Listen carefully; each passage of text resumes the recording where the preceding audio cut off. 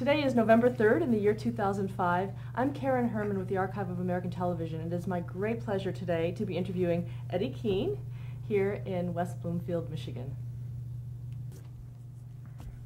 Okay, so we're going to start right from the beginning, and our first question is, what was your name at birth? I was too young to remember, I'm afraid. Edward Keane, same as it is now, middle name George. Keane, K-E-A-N. When were you born? 10/28/24. And where? Where? Women's Hospital, 109th Street in Broadway, New York City.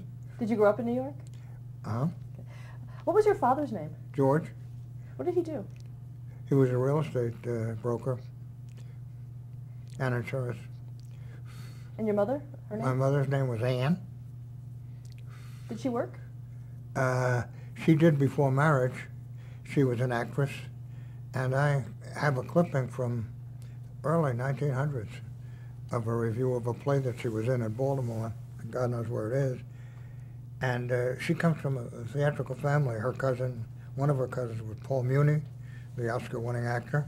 And one of my cousins, second cousin, is Michael Tilson Thomas, who's very big in the concert field, symphony conductor, you may know. Do you think you inherited anything from your parents theatrically like that? Yeah, from both. From my mother, who played the piano as well, and from my dad, who in prehistoric times, he told me, was a partner with Harry Warner of Warner Brothers, Max Steiner, who won the Oscar for the music for Gone with the Wind, a third man named Harry Rapp, who was a very big movie producer, and whose son Maurice Rapp's name is on credits of a lot of television shows, not currently. And my dad, they were partners in one of the first silent movie companies. How he got into it or out of it, I'll never know. But, and he played the saxophone. But they always engendered in me the love of going to a show and music and so forth. I had a recording machine. In those days it was cutting into acetate, not tape like today, that I was playing with when I was 6 years old, I think. So they gave me a direction and piano lessons. Did you have any sisters or brothers? Pardon me? Any sisters or brothers? No. Aren't they lucky? When you were a kid, what did you want to be when you grew up? Did you know? Baseball player. But I didn't have the ability. Were you a good student? Very good, yeah. In high school. In college, I had a tough time. Too young. And what about your musical abilities? When did you start to Start to what? those? Your musical abilities. When did those start to come to My folks gave me classical piano lessons starting when I was about 8 years old. Did you like them? And I won a couple of pink ribbons or something at the concert that I still remember her name after 70 years, Bessie Abrams, who was a teacher, these recitals that she held. And an interesting thing happened that changed my future life. My folks went to the usual bridge game with some people in Manhattan, and their son, Buddy Nossiter, who, to my folks' knowledge, had never played the piano, sat down and played something, and my folks said, how come? He'd been taking lessons for 3 months from a pop music teacher, and my folks mentioned it to me, and I switched, and 4 years later, 5 years later, the teacher was sending me his overflow of pupils to teach, and I had 4 pupils, all high school girls in New York, none of whom practiced, and I dropped the whole thing. How old were you at the time? Under 20, about 20. What was it that attracted you to music? My folks. I just loved it. It's going to sound a little hoary at this point, but I used to write for and get tickets for Guy Lombardo's radio show. Everybody made fun of him, like in later life they did of Lawrence Welk for being so corny. But I was fascinated with the twin pianos he had. I could hear harmonies and make them out. And it was done from the same theater that is occupied by David Letterman now. It became the Ed Sullivan Theater, but then it was the CBS Radio Theater. And this was a radio show. And I used to see Guy Lombardo every Sunday that I could with these tickets. No one else wanted tickets, they're easy to get. And went from there. My teacher very much inspired me, the pop teacher. In our research, we came across Camp Paradox. What was that? I enlisted in the Navy in early 1942 when I was not yet 18, which you had to be to officially be in the Navy. But I enlisted, and I had a summer to kill before they were going to pick me up, to call me up. And, excuse me, and I was looking for something to do, and I was looking at want ads, and I saw an ad, music counselor wanted. I called. Turned out to be a camp in the Adirondacks called Camp Paradox, on Lake Paradox, near Paradox Island, and paradoxical name. And the owner of that camp was a musical nut. So the job of music counselor was not just whatever that sounds like, but I had to play Abide With Me at non-denominational services every Sunday, do some musical stuff for anybody who wanted to sing and whatnot. And tradition of the camp was that an original musical comedy was created during the summer and put on the last week, attended by Camp Nauita, which was the sister camp. So I worked with Alan Kahn, who later became my best friend, and we wrote a show. And it had a Groucho Marx character in it, and he was played by a counselor named Gerald Green, who became the producer of the Today Show many, many years later and for a long time. And we'd always bump into each other in the halls of NBC, where Howdy Doody came from, that I worked on, and talked about old times so many years later, you know, like what, 10 years later, whatever. I don't know where Jerry is today, if he's still around. Now, where did you go to college? Oh, excuse me. Camp Paradox had a songbook, which I looked through, and I saw a number of songs by Richard Rodgers. And it was him because it was spelled with a D, R-O-D-G-E-R-S. My college, is that what you asked me? My college was Columbia, where he and Lorenz Hart wrote college play musicals. When I was writing Howdy Doody, I said my original ambition was to be a baseball player, but later in life, when the music took hold, it was to be a pop songwriter. I wrote a letter to Richard Rodgers saying that, I said, forgive me, but I followed you at Camp Paradox, I followed you at Columbia, could I meet you? And a secretary called, gave me an appointment, I met him, it couldn't have been nicer. His answer to my question about how to become a successful songwriter, he was interested in Howdy Doody, but more on the music tour, was to keep writing. And that was that. He was very, very kind. Was this when the show first was on? I'm sorry? Was this when the show was first starting up, or was this later on? Oh, maybe second, third year. See, by then I started writing songs for the show. We're getting ahead of ourselves, I think. But I started writing songs for the show to get the heck away from the typewriter of the script, which was tedious. Writing songs was fun, and the ambition grew from there. What did you major in Columbia? Liberal arts, nothing in particular, because I had 2 years of college, 4 years in Navy, and then 1 year of college. Points for being in the service enabled me to get a BA without a fourth year. This was during World War II. You had to ask me that? Yeah. I said I enlisted in 42. Let's move on My to roommate and I in midshipman school were the two youngest officers in the Navy, from what we could tell, because we both hit on our birthdays. And what did you do after you were discharged from the Navy? I finished the last year of college and palled up with an old high school buddy who had been a fighter pilot during the war in the Army, and turned out we both had this desire to become songwriters. So we got together and wrote songs. I was still living with my family, so income was not a problem. And we wrote a song that led, in fact, to the whole Howdy Doody experience. And what was the partner's name? What was what? Your partner's name. I'm sorry, but the cold I have is making my ears ask you to repeat. Bobby Unger. Father was my dentist. And we wrote a bunch of beautiful, gorgeous songs, went to publishers, got in, and we're told the same thing everywhere. For a ballad, we can call on Jerome Kern or Irving Berlin. For youngsters trying to get started, go back and write novelties. Want me to continue on this track? Well, we wrote a couple of novels. One of them was called Where is Sam, which has probably got the stupidest lyric of any song outside of Three Little Fishes or Mersey Doats, which were big hits. Where is, Sam got a party invite. Now, Sam always treated me right.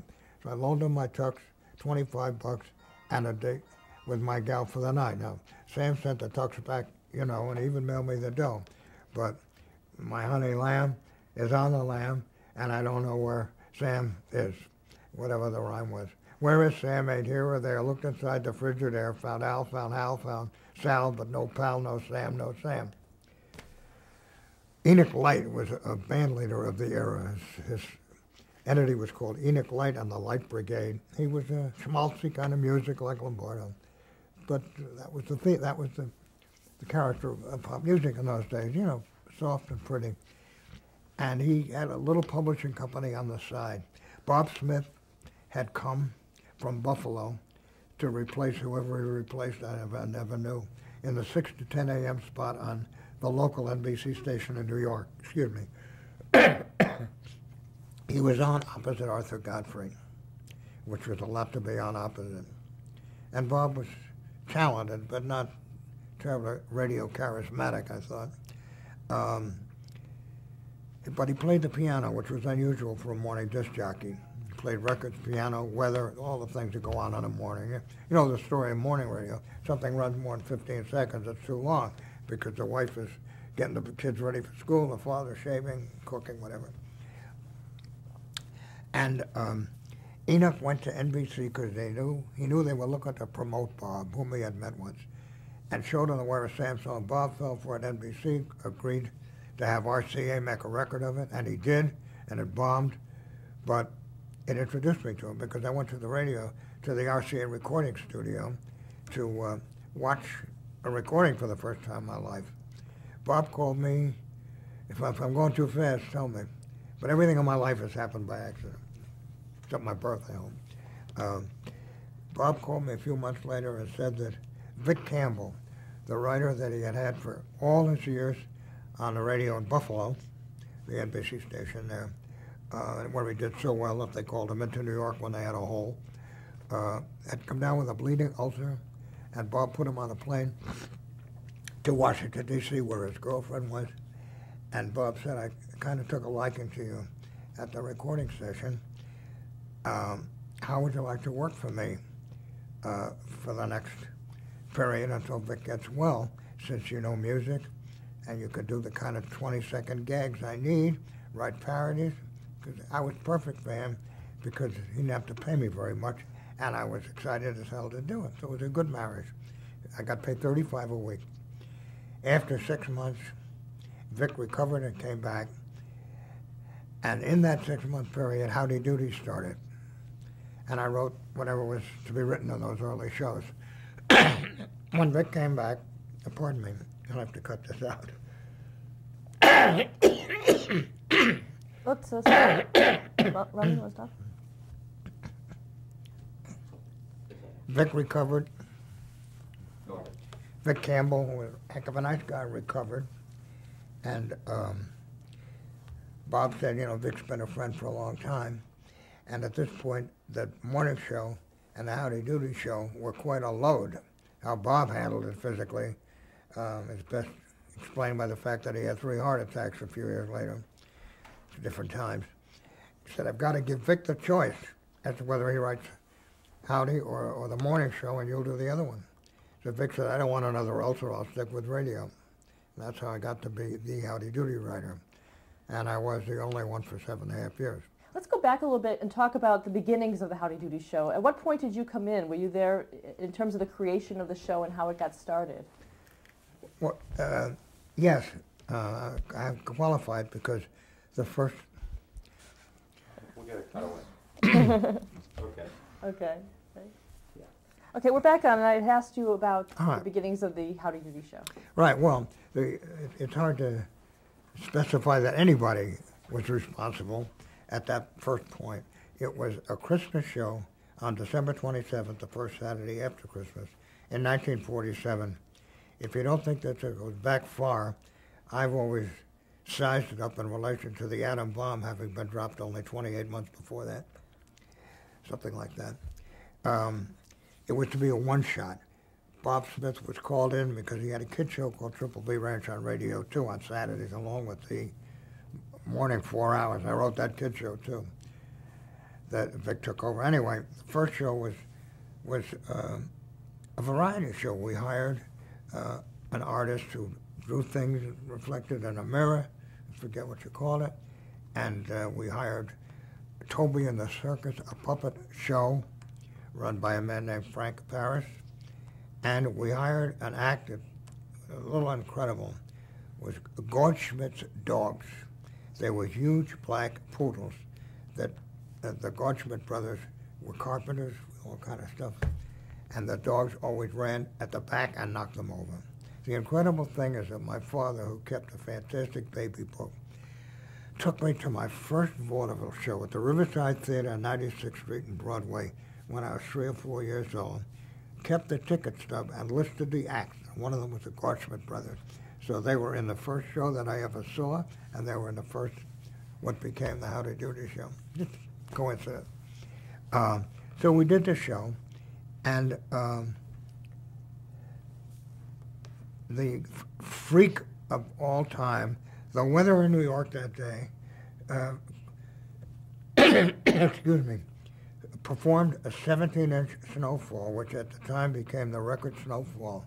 And the few people that had television sets, and everyone else was frozen in, and they had all the kids in the building come to look at this one damn show that was on. I mentioned, I think, before we got on the air here, that Howdy was the first show, which was called Puppet Playhouse, was the only program on the air in the 24-hour period on that Saturday right after Christmas on NBC.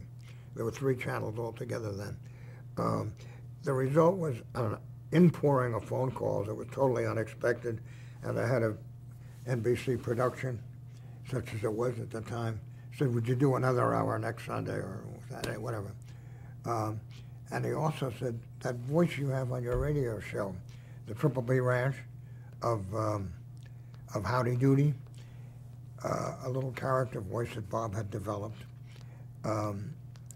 You got a puppet for him so you can get in the act more? And the answer was no. So Eddie, I was famous for coming up with solutions to impossible problems, impossible solutions. So that he was too shy. The voice was wonderful. Too shy to appear. So he was in Bob's desk drawer, and Bob talked to him by opening the drawer, and a camera, because Bob was not a ventriloquist, would be on the drawer when Bob threw the Howdy Doody voice, which was quite different from his, and that was it. That brought in more excitement. Where's Howdy Doody? What does he look like? Frank Paris then claimed ownership of the show because we used a puppet of his as the first Howdy Doody. It looked like almost Mortimer Snerd from the Edgar Bergen, Charlie McCarthy days. It was ugly. And there was a big legal battle, and Paris pulled out, sued NBC, and lost. And meantime, the demand for more of the Puppet Playhouse show resulted in NBC signing Bob up for 3 one-hour shows a week. We had a woman in California carve a Howdy Doody puppet, which was also ugly, but it's the one you know, but it had a charm to its ugliness. The other one was just hideous, first one. And in due time, the name was changed to the Howdy Doody Show. For these 3 one-hour stints, obviously we're not going to be trained poodles anymore. I started writing storylines. It then became 5 a week. I can't say exactly when, maybe after a year and a half, bringing it up to 1950, say. And it went from there. It was all by chance. Meeting Bob was by chance with this stupid song. Vic opting to stay with radio, and the Puppet Playhouse being a one-shot, becoming a show that ran from 1947 to 1960 under the name Howdy Doody. What about television itself? Do you remember the first time that you saw television? Yeah, it was then. I bought a set right after we got on the air when I knew we were going to be continuous, because television was really a rumor at that time. And as I mentioned to you earlier, the first set was an RCA set, wooden cabinet, which makes better sound, supposedly 10 inches, 375, with a remote that was something connected to the set. It'll lay along the carpet to you on your couch, and you push buttons. And the shows at that time were cooking, wrestling, and eventually two other things. The success of television at NBC was credited to boxing, Burl, and Howdy. If boxing came into the picture, it's ideal for television, no rehearsal, and us, and the Milton Berle Show, which of course needs no description from me. And did you have to do special things to accommodate television in terms of the way you wrote, the visual aspects of television? Well, I had an eye, I guess, for it, because most of the story went from a variety show and variety script to a serial, because it was the only way you could keep writing this thing and stay sane. Howdy was actually a soap opera for kids with a cliffhanger every night, but not the kind to keep a 4-year-old, which is the median age of audience, awake at night. Most of the storylines had visual centerpieces. They were all kind of offbeat. And I have to say we were very successful, and due credit to Bob Smith, who was a fantastic performer with himself and Howdy, and to Roger Muir, whom you've met, I know, the producer who kept peace in a otherwise sometimes Iraqian situation, and myself, because I applied myself such that I never got married till I was 32, and I wasn't too ugly. The three of us, I would say. Talk about writing the Howdy Doody theme song. How did that come about for you? The theme song's music is the French tune Tirara Boumtier, and the words I made up. They're so simplistic that it's ridiculous, but that's what it should be for a theme song for children. They learn it in no time. And the only thing left from the Howdy Doody show today that spells dollars, with a few exceptions, few little exceptions, is the royalties from ASCAP, which is a licensing society that manages somehow to log performances of every song written by its members, of which I'm one, and Bob was one. And to this day, it's Howdy Doody Time is used as a gag or a reminiscence reminder piece, as a time-setting piece device on shows. And every time it is used, or any of the other songs, there were 99 of them I wrote, some of the others are used too once in a while. And anytime they are, royalties come in. I have a sheet here that you might want to look at that shows the foreign countries in which the song was played. Would you be interested in this detail? Yeah, we'll show that after the... Oh, okay. No, I mean, I'll just tell you what it is. Bob made a guest appearance on Happy Days. That episode apparently was syndicated all over the world and no doubt translated into appropriate languages. And I have performances here of the song I wrote. I should interject that my Navy experience took me to kamikaze, anti-kamikaze suicide plane duty near Okinawa just before the war ended, where the Japs were trying to kill us every hour another plane came, sink us.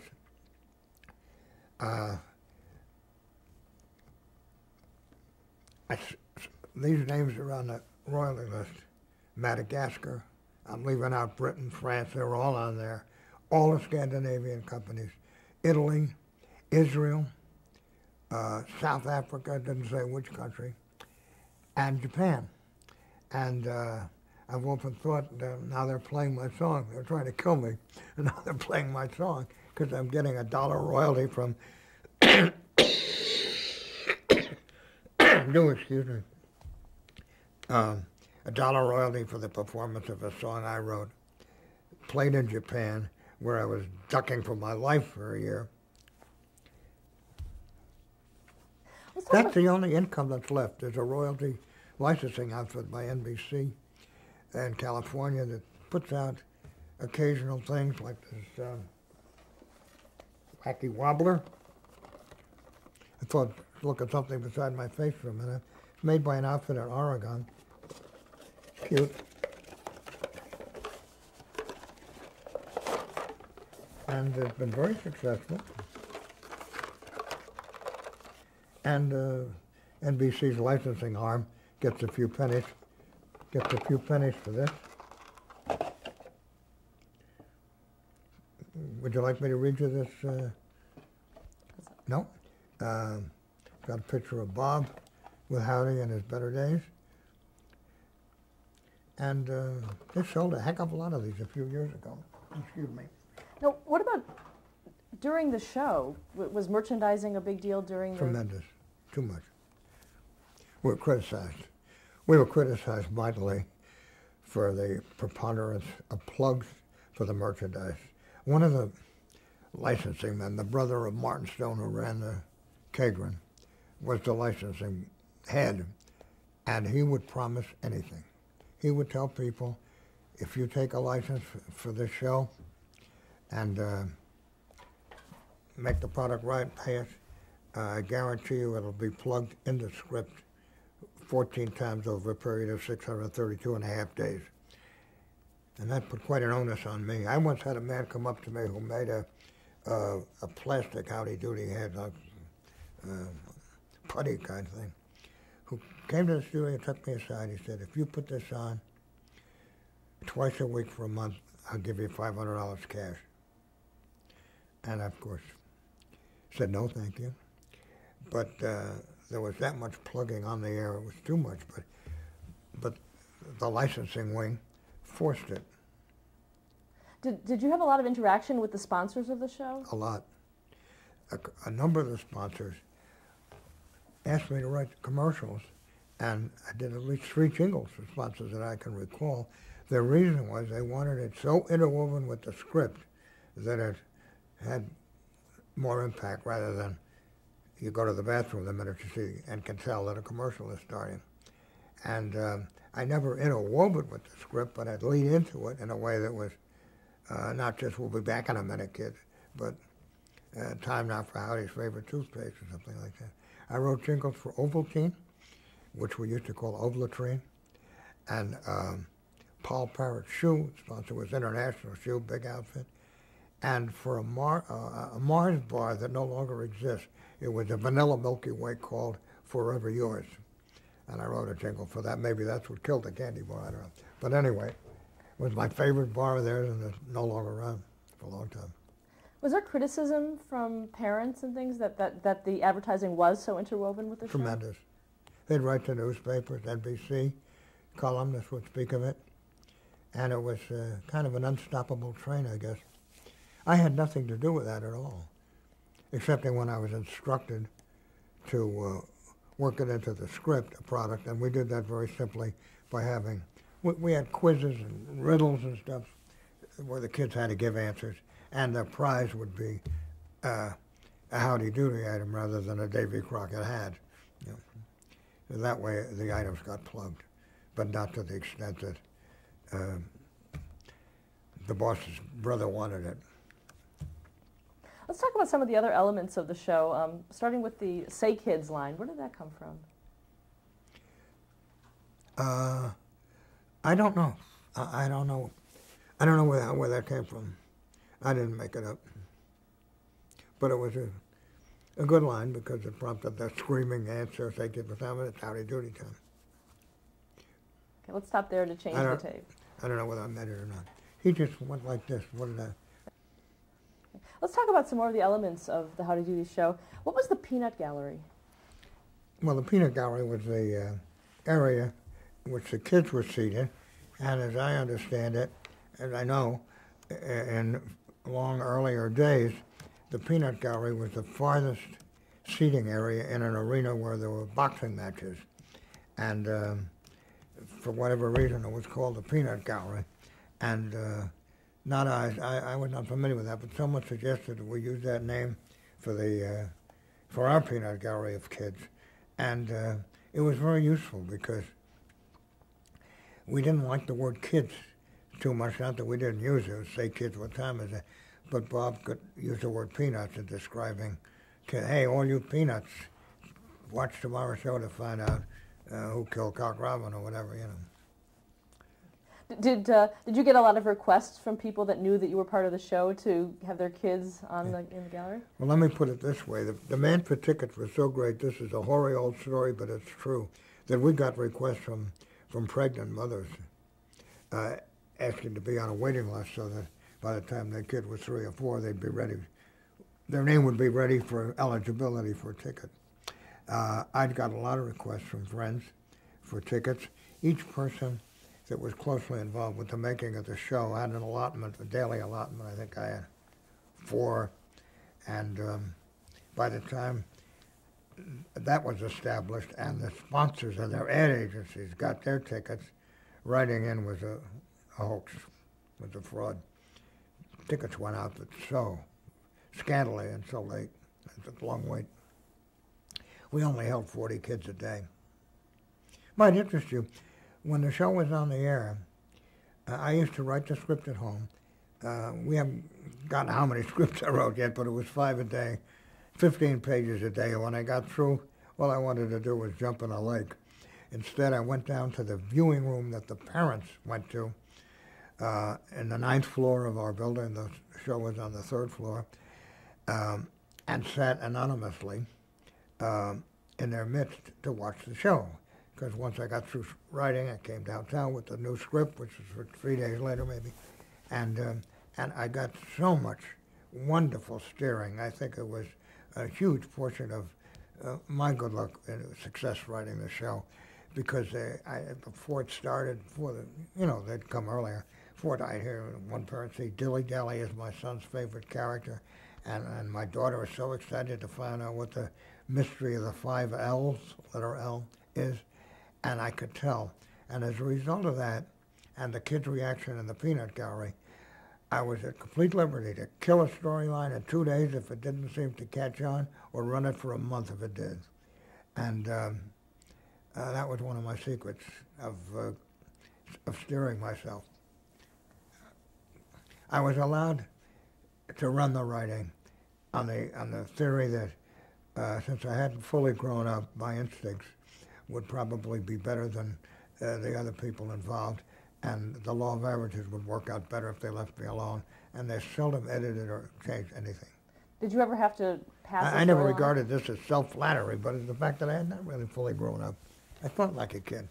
Did I ever win? Did you ever have to, if you thought of a storyline, did you have to pass it by anybody, or could you just write it and then that was That's what I just said. They left it up to me. Once in a while there'd be something they thought was overdone or underdone, and juice it up or whatever. But the business of deciding what the storyline would be, I didn't discuss it with anybody except my mother or dad, maybe. No, I had free license as far as that goes.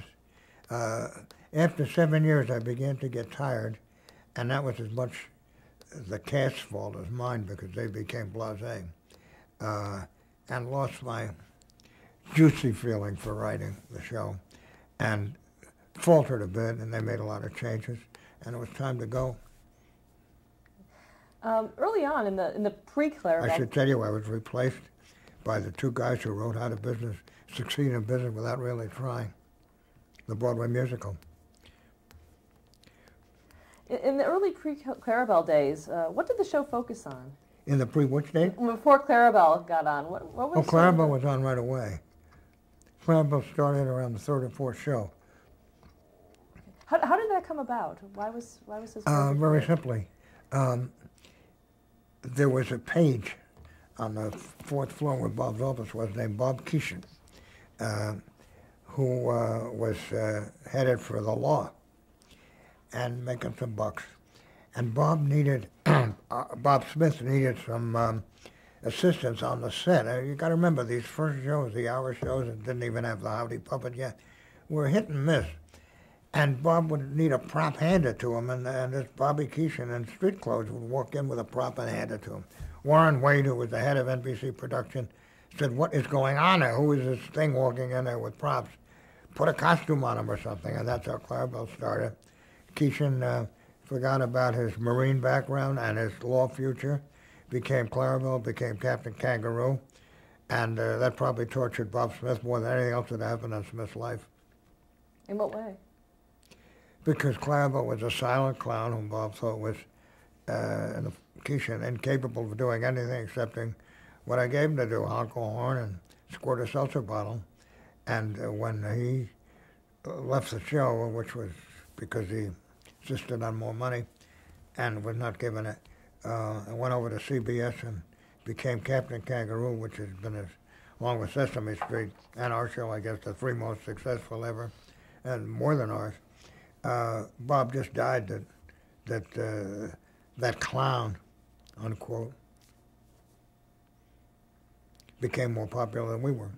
Did you name him Clarabelle? Was that yours? Yeah. I remembered the name Clarabelle Cow from early Disney cartoons, Mickey Mouse cartoons, and for no reason that I could explain, I wanted him to be Clarabelle, even though it was a he. I'm sure you'd like to know how I answered the question later years of why I named him Clarabelle. And the answer was his folks were expecting a girl and had monogrammed things with the name Clarabelle on it before he was born. And when she was born and was a him, he was still Clarabelle. No, he never spoke. Was that something that Right. you did? Oh, and the last show, the successor Clarabelle, Lou Anderson, said, "Goodbye, kids," which I didn't see, which I thought was wrong, but it's been good for stories. You thought it was wrong? Yeah, sure. Yeah, sure, it's wrong. Clarabelle didn't speak for 13. The only thing is that the kids who would be broken-hearted to hear him speak were already in high school by the time Lou Anderson said goodbye. Let's talk about some of the other characters. See, in later years, the show became a weekly Saturday show, and no more cliffhanger or anything. So it's a completely different feel, and the Clarabelle spoke to him. What was what? I'm sorry? I'm going to ask you about some of the other characters as well. Well, how about Inspector John Day? well, as the show grew and the sponsors came on, the budget grew, and I was able to create more characters so that puppets could be made, and puppeteers or actors hired, and so forth. The first character after Clarabelle was Mr. Bluster, who was an 83, remained 83 like Peter Pan, an 83-year-old cranky old man who was terribly jealous of Howdy Doody, was always trying to somehow grab Howdy Doody Circus, and then he had a sidekick who was a whimpering little yes man named Dilly Dally. And I should inject here that for all I've said before about how the show grew, the real crystallization was when the idea occurred to me to run Howdy for president. Quote, of the kids of the United States under 21, you had to be under 21 to vote. We created ballots. There was a ballot on the end of each Wonder Bread loaf, each loaf of Wonder Bread. You know, the seal that you take off, and there were seals in those days. And you voted for him, and he ran against Mr. X. It got us a huge column in the New York Times that this was teaching kids something that would benefit them in the future to know the concept of presidency. And it caught on. Roger ordered a trial number of buttons that we offered, you know, Howdy for president, and the response was gigantic. If he ordered 20,000 buttons, there were 120,000 requests, so we ordered more buttons. And Howdy Doody for president ran for 9 months in 1948, again in 1952, and again in 1956, parallel with the others. It was in Time magazine and whatnot that Howdy got more votes than Henry Wallace in, I think, the Truman-Dewey election. Wallace ran too. Now, wasn't one of those elections, too, used to unveil the new Howdy Doody? Wasn't there a... How did he get unveiled? Yeah, wasn't there a storyline that was... Storyline was that Mr. X running against him didn't know what he looked like because he would not appear on the show. He just phoned in messages in a booming echo chamber, and his prescription for the kids was no more ice cream, school 7 days a week, no summer camp, everything the opposite. It was ridiculous, you know, but things at 3 and 4 year olds was our median age. And Howdy said, I don't even know what he looks like, and I'm not too pretty. He's back in the drawer now from the departed Frank Barris puppet. And so we said he had to go to Oregon, where there was a facial surgery. And eventually came back all bandaged up. We unbandaged him on the show, and it was the howdy doody with all the freckles and everything that you know today. And this was supposed to be good looking. Of course, he looked stupid, but looked just like Alfred Newman in the Mad magazine and TV. So that's how that puppet came about. We needed the time for the puppet to be designed and made. And this president thing came on fast because the show started in December 47. The first campaign for president with Howdy started in March or April of 48.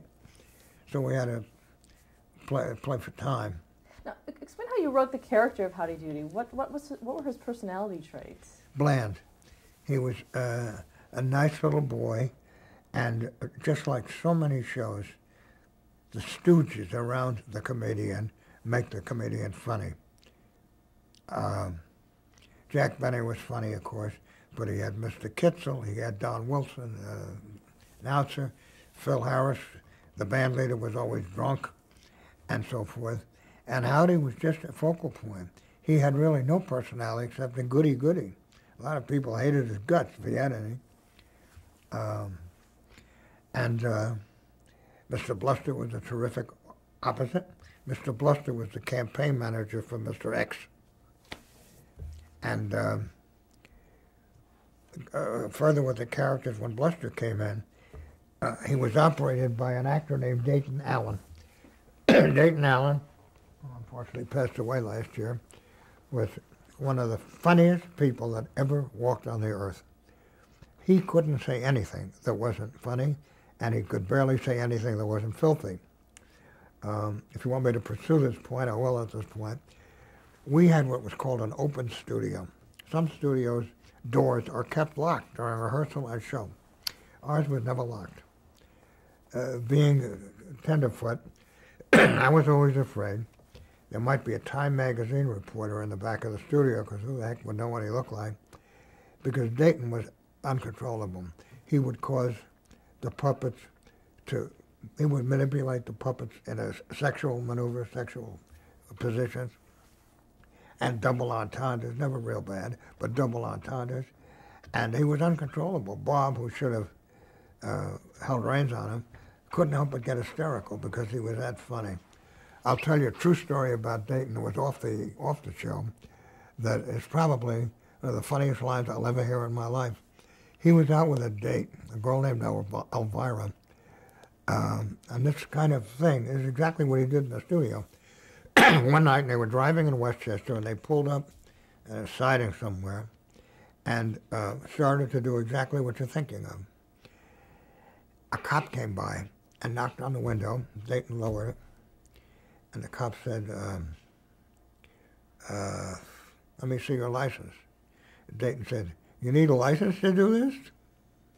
That was Dayton. That fast thinking and always on the tawdry side. Well, he scared the hell out of me in the studio because you never knew what he was going to come up with, but it never got worse than double entendres in rehearsal. He never pulled anything on the air, but broke everyone up in rehearsal. We never get finished sometimes. Was there ever anyone that walked into the rehearsal that really shouldn't have seen that kind of Not thing? that we ever knew. No problem came from it, excepting I palpitated, because it just takes one episode like that to ruin a property. You forget newspapers, you know. The Dayton operated Mr. Bluster. He had never operated puppets, but he was fabulous. He made the puppet a very well-made puppet, real as could be, a fabulous voice. It turned out to have many more. Dayton ended up doing at least 5 puppet voices and 6 or 7 live characters. He was the heart of the show, not to demean Bob's contribution, but when I said before, Roger, Eddie, and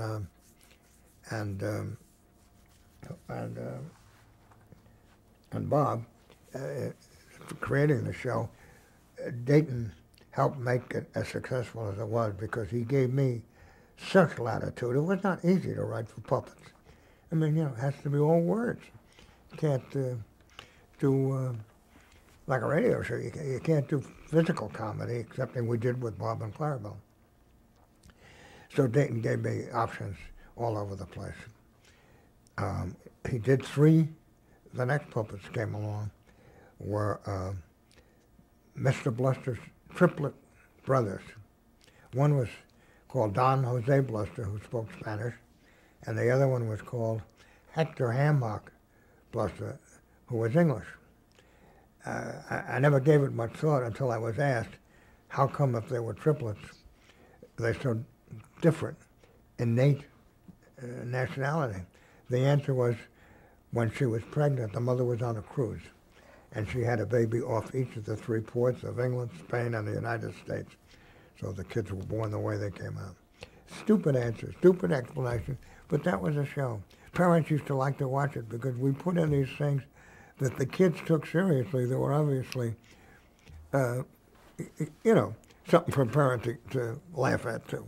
Did you do that a lot? Was that Yeah. something you really tried?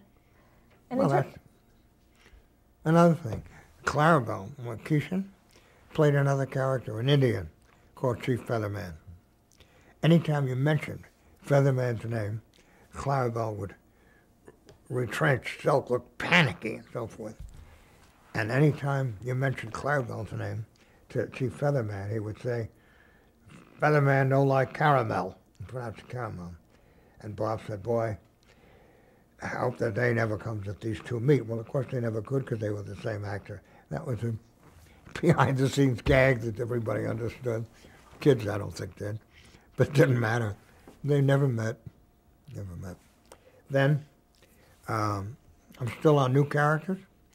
Then along came another Indian character, a heavy. The Featherman was friendly, named Chief Thunderthud. He was played by a Greenwich Village actor named Bill LaCornick, who had a spectacular singing voice, played a live character called Dr. Sing-A-Song, but his main job originally was operating and doing the voice of Dilly Dally. But you can't use all the puppets all the time, so all these guys ended up doing live characters too. And he did Chief Thunderthud. It was the only Indian, Bill had a mustache, the only Indian ever seen with a mustache. We tried to paint over it, but you could see it. And he was a heavy, if ever there was one. And he'd get squirted by Clarabelle, which was Clarabelle's art. And I had to find something for him to say other than damn you, Clarabelle. And I came up with the phrase Cowabunga, which I spelled Kawabonga. And the reason that occurred was that for Featherman, his greeting was Kawagupa, not how. I didn't want to use how because we were making too much fun of Indians to make them seem real. And at least that's how I thought. So Kawagupa suggested for sweet sound, became Cowabunga for an angry one because, certain letters of the alphabet sound muzzly. And the history of Cowabunga is something we get into a little later if you want. Princess Summerfall Winter Spring was there because Marty Stone and his Money Mad brother wanted a female on the show so they could sell female dolls. We're already selling, well, I never got into it, but with the growth of the show came a lot of merchandise, Howdy Doody games, toys and whatnot, dolls and clothing. And Marty said, my God, with all the girls in the audience, little girls in the audience, we got to have a female character. So I had a thing for Indians, I guess, from having been to camp so much. So we hired a girl named Judy Tyler, who was excellent. And she, first it was a puppet that didn't work. So we hired her and the puppet became real. And I named her Princess Summerfall Winter Spring. Princess is the seasons. And oddly enough, the names are in the correct order. And don't ask me what made me think of that, but I used to think of funny names or offbeat names. And she sang incredibly. When she left the show, she got the lead in a Richard Rodgers musical called Pipe Dream, and then went to California and co-starred with Elvis Presley in a movie called Jailhouse Rock. Got married, and on the way back from California was killed in a car accident. When you probably heard the story, when she was still in her lower middle 20s. Great talent, could have been, and is beautiful, good actress, fantastic singer. And we then hired another girl to become Princess Summer for one spring when she left, who was cute but not great. And merchandising of the princess as Judy performed it never did peak very much. Now, were you there for her audition for Judy Tyler? Did you? Called what? Were you there for her audition, for Judy Tyler's audition? Oh yeah, 1 second she was it. We thought she had more than talent than Judy Garland, than anyone since Judy Garland. She did too. She kind of fooled us a little. She said she was younger than she was, and that she was single, and it turned out she was a little older. She was married, and she came to the audition wearing, I don't know, ropes or elastic or Velcro or something to hold her ample chest in so that it wouldn't look like she was what she was. And on the show, she had a costume that also kept her attributes a secret. We didn't mention Flubadub and that creation. Oh, right, I left that out. Flubadub came in there somewhere in the middle, another character of Dayton's. And once again, the business end put in its ugly hand. The reason Flubadub was created was that Marty wanted an animal to merchandise. Well, there's nothing wrong with that. You go to the store today, just a few teddy bears and puppy dogs, cats, dolls. So we went nuts. We used to have these meetings, and if I may say so, I always was the one that came up with the answer because I was the only one that thought young enough. What animal should it be? Well, it couldn't be a bear because there were so many on market. So Edward says, how about making it 8 or 9 animals in one? And that's what we did. It had all these different animal parts: a duck's beak, giraffe's neck, fox tail coming out of his head, a pigtail coming out of his back, dachshunds, seal's flippers, a dachshund's torso, and whiskers of a cat. And where did I get the name Flubadub?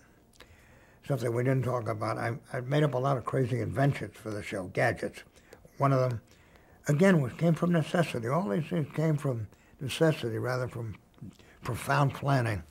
Bob would have, in the storyline, Howdy would want something that you'd have to produce, maybe a bag of marbles. Well, you don't send Clarabelle out every time. So we had a flapdoodle. You spoke to it and said, I'd like some marbles, please. Cranking noises, and the flap would open and marbles would pour out. And one day, I made up the word flapdoodle because everything we did, a lot of things we did had a doodle name ending it because of Howdy Doody. So one day I looked in the dictionary trying to come up with a name for the Flubadub.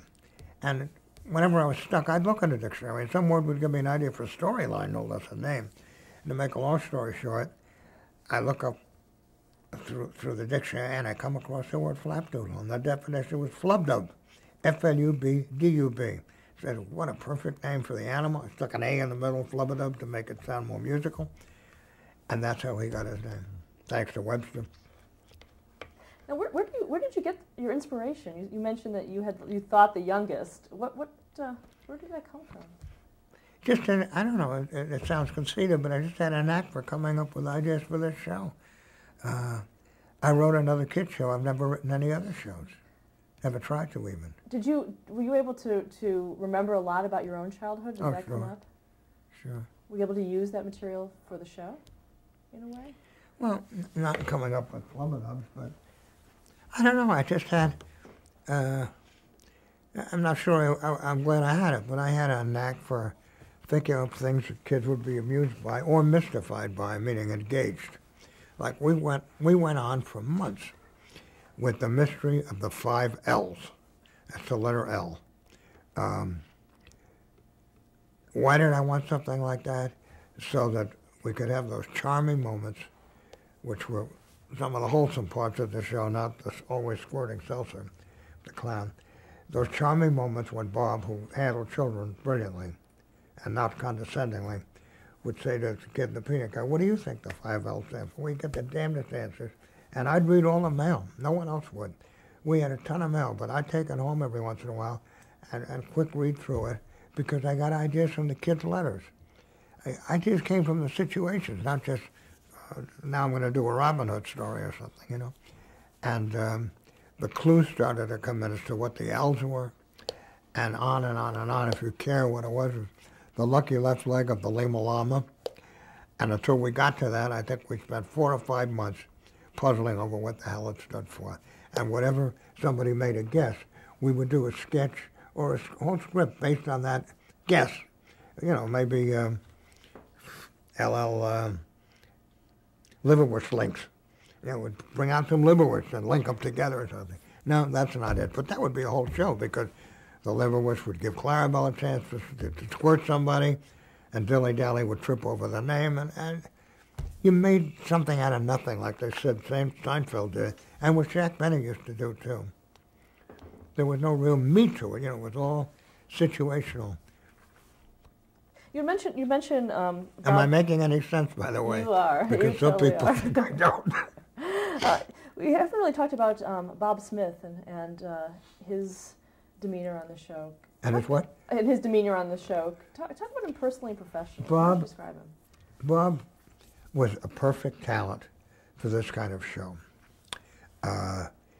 He had the ability, which so few performers ever have, of talking to kids without talking down to them, or else the fantasy-laden storylines that I used to put in his mouth never would have stood up. He just was, he looked like he believed this nonsense, the lucky life of the Lima Llama.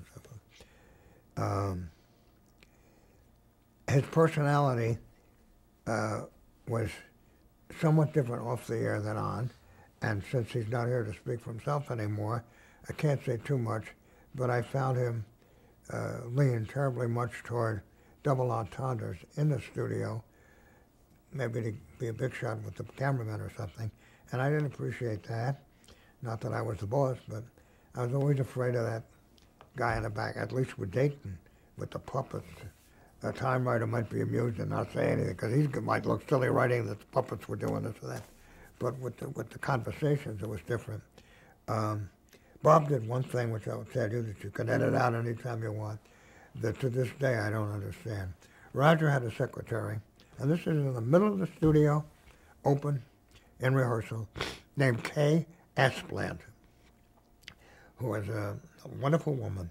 And she was Roger's secretary, the producer, and every once in a while, something had to be delivered to the studio, and Kay would walk in. And Bob would see her, stop dead in his tracks, and he said, "Bring the mic down, I got an important announcement. All of you help me, please. If you see Kay, let me know." And it just didn't jibe with the rest of Howdy Doody. Okay, let's That's stop there.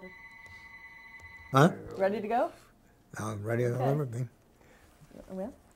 Okay. So we were talking about Bob Smith. Personally, what was your relationship with him? Personally, with me? And Bob Smith, yeah.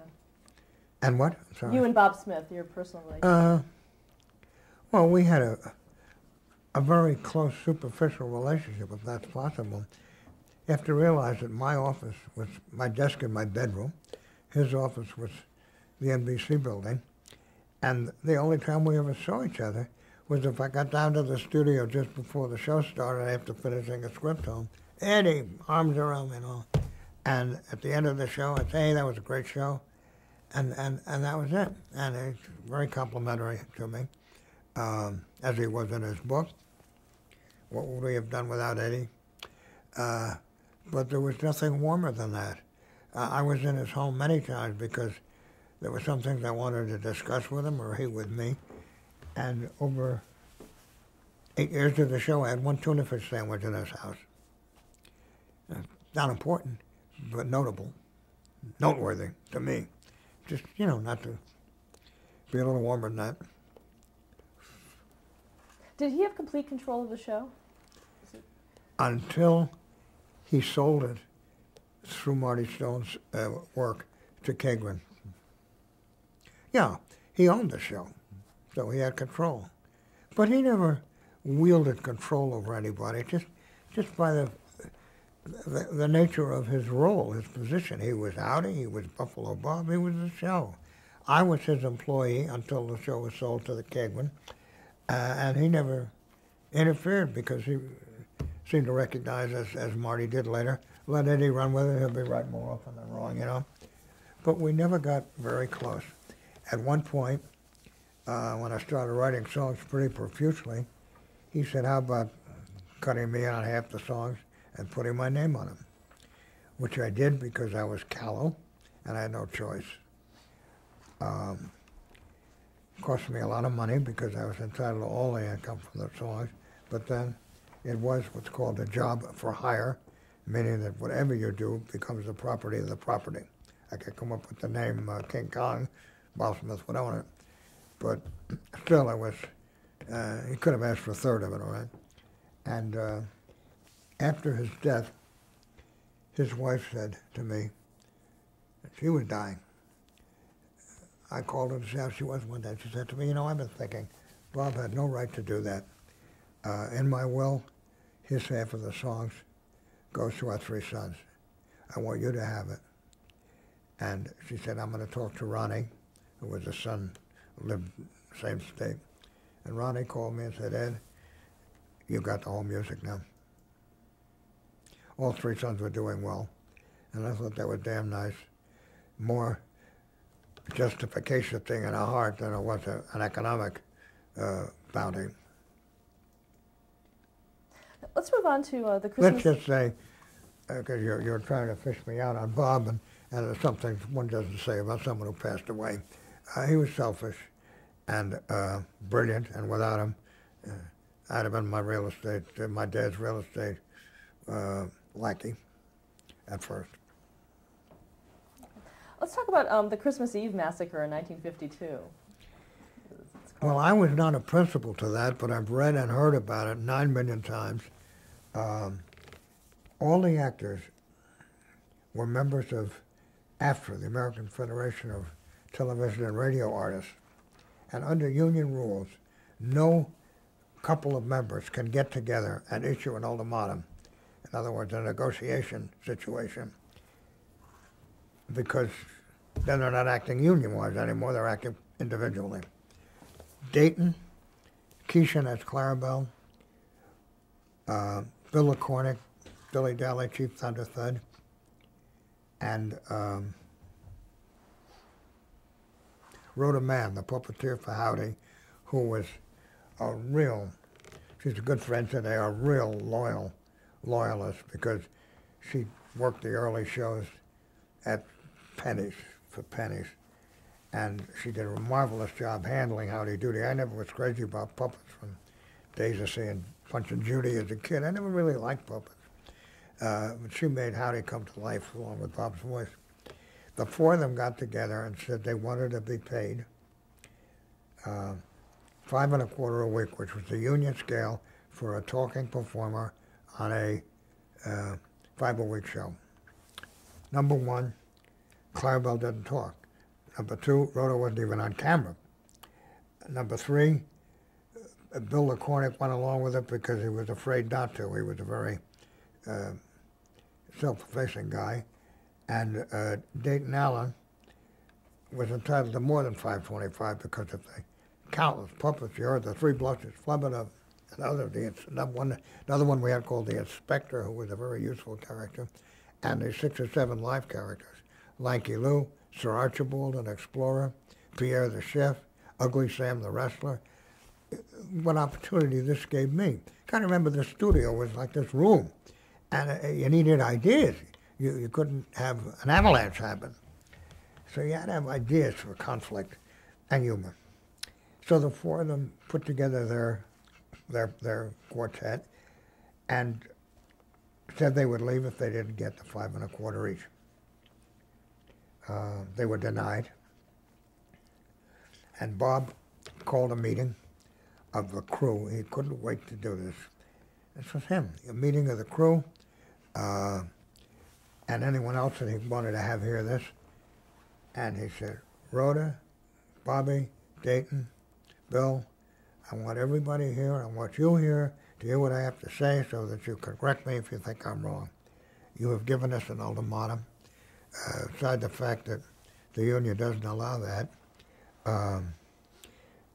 we don't work that way, and I am hereby informing everyone concerned that the 4 of you have quit and you may leave the studio now.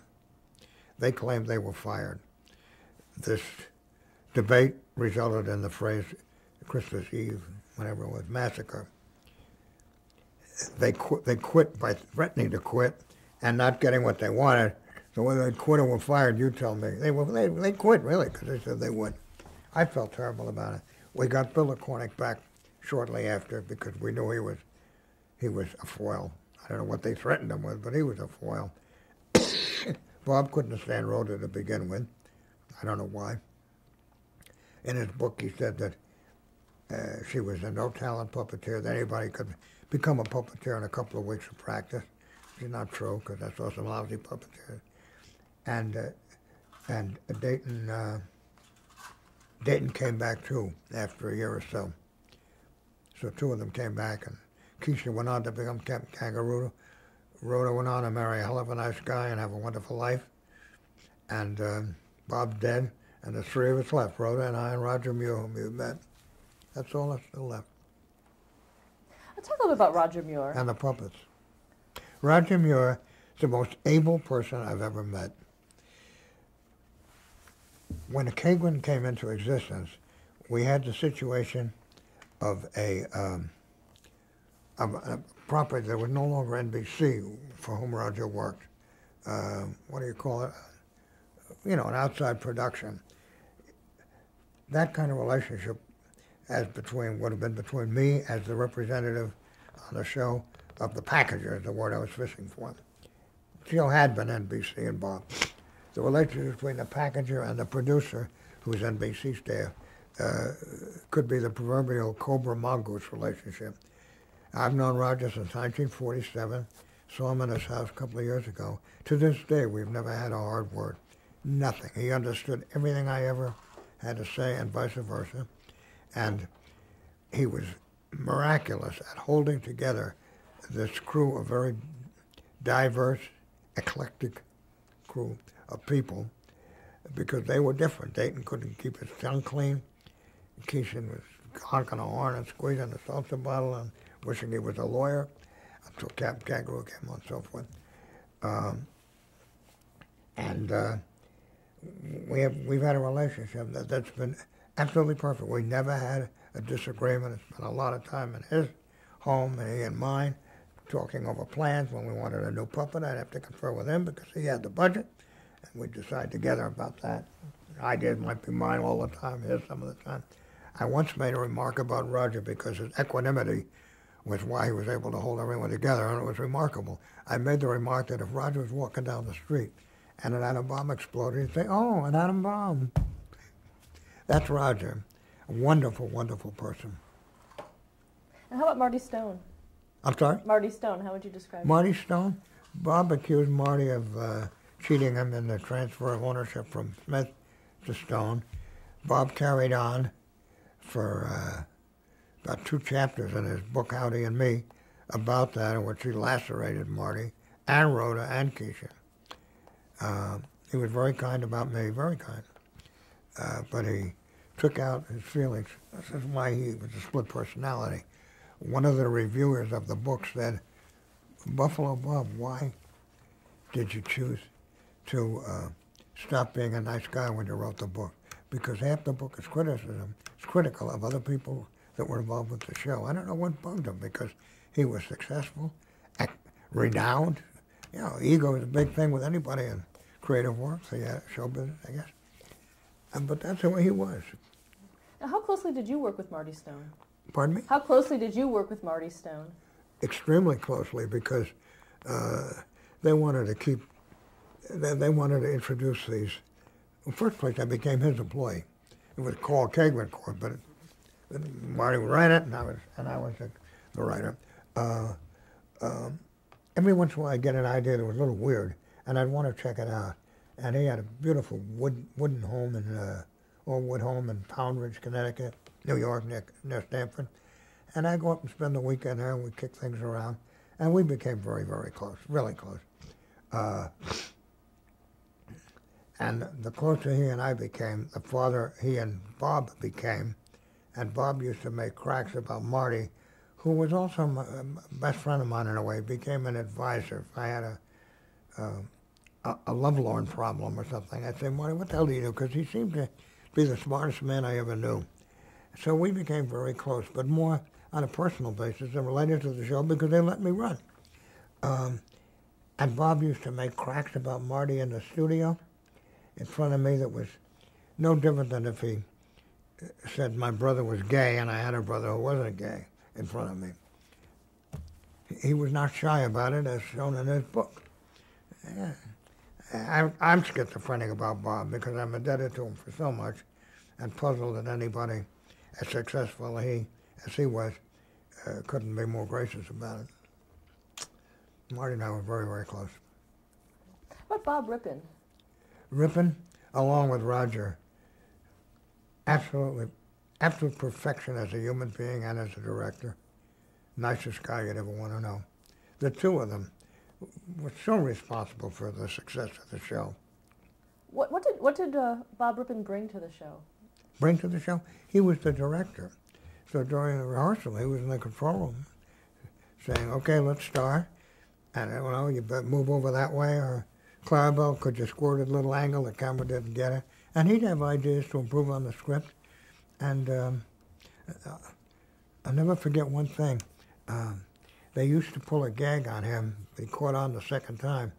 Bob would, in rehearsal, when the mic was off, tell everybody, when we start again, don't say a word, mouth the words, so Rip will think that the microphones are dead. So Rip say, okay, let's pick up that line so and so and so. They start doing that, and Rip would shout over the thing, hold everything, hold on, we got a problem. Well, the second time they did it, he just let them go on and on, didn't say a word until they got exhausted doing it because they were doing nothing but mouthing words and nobody was reacting. So he won that battle the second time. That kind of spirit prevailed in the studio. Almost too much sometimes, because with my script full of props and squirting and whatnot, a lot of physical stuff, and 4 commercials to rehearse for a 30-minute show each day, you really needed every minute. But Rip was God's gift. He and Roger are the nicest people I've ever met until today when I met you. How about Scott Brinker? Scott Brinker, a genius at making puppets and props, and a man who defied time. I would make up these crazy props, not crazy, but offbeat props, things that were inventive, never existed before, like the flapdoodle, the doohickey, the electromindomizer. That was something that you could read minds with. It consisted of a baloney hanging from the ceiling with a little microphone under it, and it would read minds. He would make props almost overnight that nobody had a right to give him less than a week to make. And we'd laugh about it. And he made nearly all the puppets. Mr. Bluster, all the Blusters, till he made them all. Now, did you consult? A designer named Milt Neal, who had been with Disney, would sketch out the puppet from my description of what the puppet's character would be. And then Scott would make it, and miraculous. And on the props, he'd do something. He'd stay up he and his wife Upland, they'd stay up all night, literally. Now, how closely were you involved in that sketching process? Would you see sketches and approve? Very close, in the sense of, I would come up with the idea that there should be a dilly-dally. I would tell Milt Neal what dilly-dally would do, be a lackey to Mr. Bluster, and someone suggested he should wiggle his ears, so somehow Scott made a puppet whose ears you could wiggle, and I was in all of that stuff. After I left the show, they created a lot of new characters that you may be familiar with that I never had anything to do with. Let's talk about the music. Music, well, I appreciated my job, I enjoyed my job, but it was the lonely job in the show. Everyone else was laughing it up in the studio, and I'm sitting home alone with a typewriter. I used to say I had a 4-part mechanism: type, puff, answer the phone, sip of coffee, type, puff, answer the phone, or call coffee and so forth. And I prayed to get through in time to be able to get down to the studio to watch the tail end of the rehearsal, or at least in time to get up to the parents' viewing room, so that I could learn what I could from that and enjoy their laughter and enjoy watching the show myself. My folks watching at home. And it became so tedious because I wanted to be a songwriter, and I was a healthy young man. I'm sitting here at a typewriter all day with the sun out. And I said, damn it, because I'd always been playing the piano, I'm going to write a song just to get away from the typewriter. I'd go to the piano. That's Howdy Doody Time came originally because we needed a theme song. But that was the only music thought that there was for the show. But Bob was very musical. He played the piano, a lot of other instruments, and he could sing in Howdy's voice as well as his own. So I wrote the animal song. What kind of animal goes quack, quack, a duck quack, quack? The peanut gallery could do the responsive reading part like in church, you know? And Bob said, gee, let's do more of this. And I'm for Howdy Doody. Are you? Yes, I am. Howdy Doody for president. Da, da, da, da, da. And before I knew it, I had 99 songs. I can show you the list later if you want to see it. And it paid off because we ended up making 8 or 9 RCA albums in which I used all these songs as well as new ones I wrote for a particular theme, Howdy Doody's Christmas Party, whatever. So that paid off because of the RCA record royalties and the performance of the Howdy Doody theme song today around the world, thanks to Happy Days and some others. It's in that Judy Foster movie, Contact. It's in a wonderful movie called Avalon. It's about Jewish immigrants. It's in one of the, what's that series? Back to the Future. It's in one of those. I saw that too. There's a spot where they land this crazy futuristic craft. They don't know where the devil they are. They turn on the television and said, Howdy Doody's on. And Michael Fox says, oh, we're in the 1950s. I saw a movie last week with Howdy Doody in it. There's a terrific art film out called Good Luck and Good Night. Good Night and Good Luck. You know what it is? The McCarthy story. It's playing here now. And Vivian and I went to see it. And there's a scene where McCarthy, they used the actual McCarthy clips. There's a scene where the gang, Merrill and his gang, are watching McCarthy on television in a room, and the phone doesn't ring while the show's on because they were expecting comments as it went on. And Merrill said, oh, well, we turned the phones off. That's right. So then they turned the phones on, and the phones started ringing like crazy, and one of Merrill's cohorts says, hey, looks like we're up there with Howdy Doody in popularity. That was only last week. Speaking of McCarthy, were you aware of the blacklist at that time while you were working? Involved? No, aware, very. Oh, sure. The McCarthy hearings on television were my favorite program. One thing wrong with the movie, although it got 4 stars top write-ups, is that the clips of McCarthy that they did show would not make somebody hate him who never heard of him before. They used very bland stuff, and not much of it, but it's a hit. Did it affect anyone that you knew in the industry? No, I don't know no one connected with that, no. Well, we're talking about your songwriting. Do you have a favorite song that you wrote during that time? Yeah, 2 Christmas songs. One is called, it's very hard to make up a title for a Christmas song that hasn't been used. So I made up one called Hooray for Santa Claus, and another one that I'm very proud of, which I can play for you if you want. There's a scene where Mr. Bluster says to the princess who sang so well, you know, the one person that doesn't enjoy Christmas is Santa Claus. He doesn't get any presents. And she says, oh, Mr. Bluster, you're so wrong. Listen to this. You will find the joy of living when you learn the joy of giving. Then you'll know how Santa feels on Christmas Day. When you learn to treat all others just as if they were your brothers, then you'll know how Santa feels on Christmas Day. That's half the song. But that was the spirit of it. And if I may say so, I got a lot of commendations for the songs for the show that were constructive. Bob's favorite song was one called You Don't Cross the Street with Your Feet. If you think you use your feet when you cross the street, here's a surprise. in the daytime or night, look around left and right, and cross the street with your eyes, and so forth. That's 8 bars out of 32. And another song, all kinds of songs, brush your teeth, scrub your hands, go to sleep. All things are part of a child's day. And the unique character of what I did, because a lot of people wrote children's songs before, was that the melodies were pop tunes. The lyrics were for kids, but the melodies were such that, in fact, the one called Scrub Your Hands and Kiss, Scrub Your Hands and Go to Sleep had the same melody. And I wrote a third lyric to it, which was Kiss the Girl. So that sounded almost like a pop tune that I wrote that, but I never did anything with it. No, So there were a lot of these do's and don'ts songs. Now, were you trying to have like an educational bent to the show, or was it clearly entertainment? Mostly through the music, yes. Through the songs, yeah.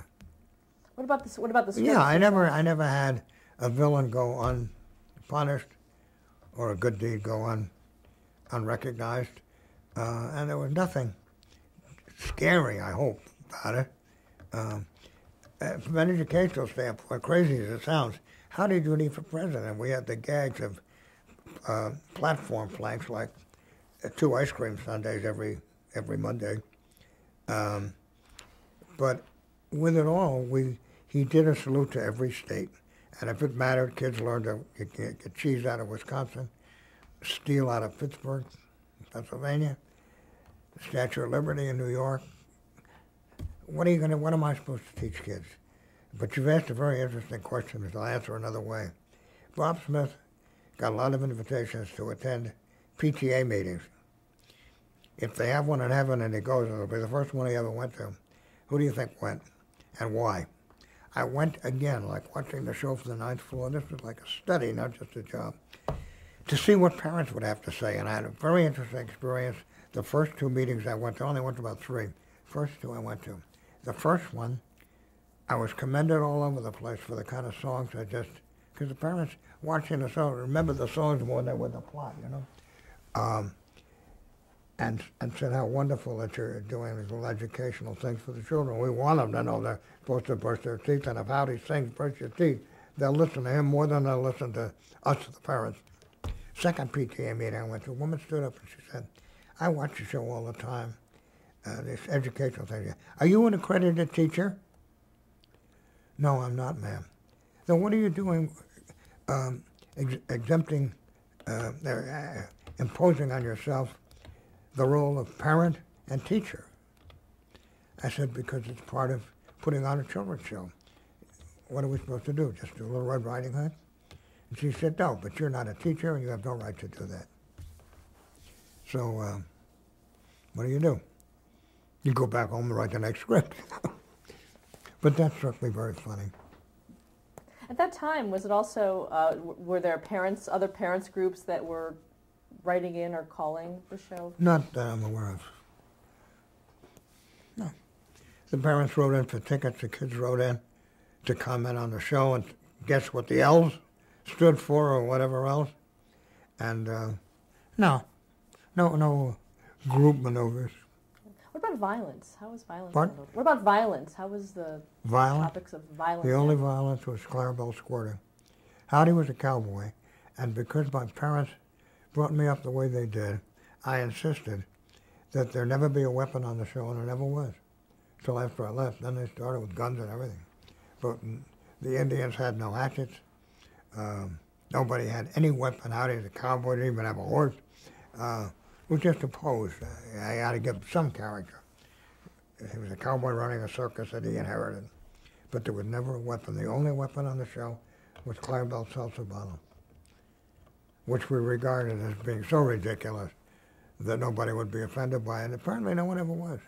Bob was doused all the time. This was Clarabelle's strength.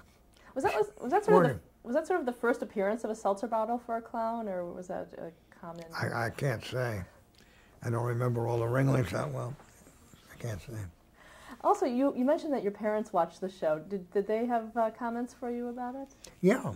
As I said, when I was up in the 9th floor, they'd say, oh, that Dilly Dally, that's my daughter's favorite character. or The Mystery of the Elves.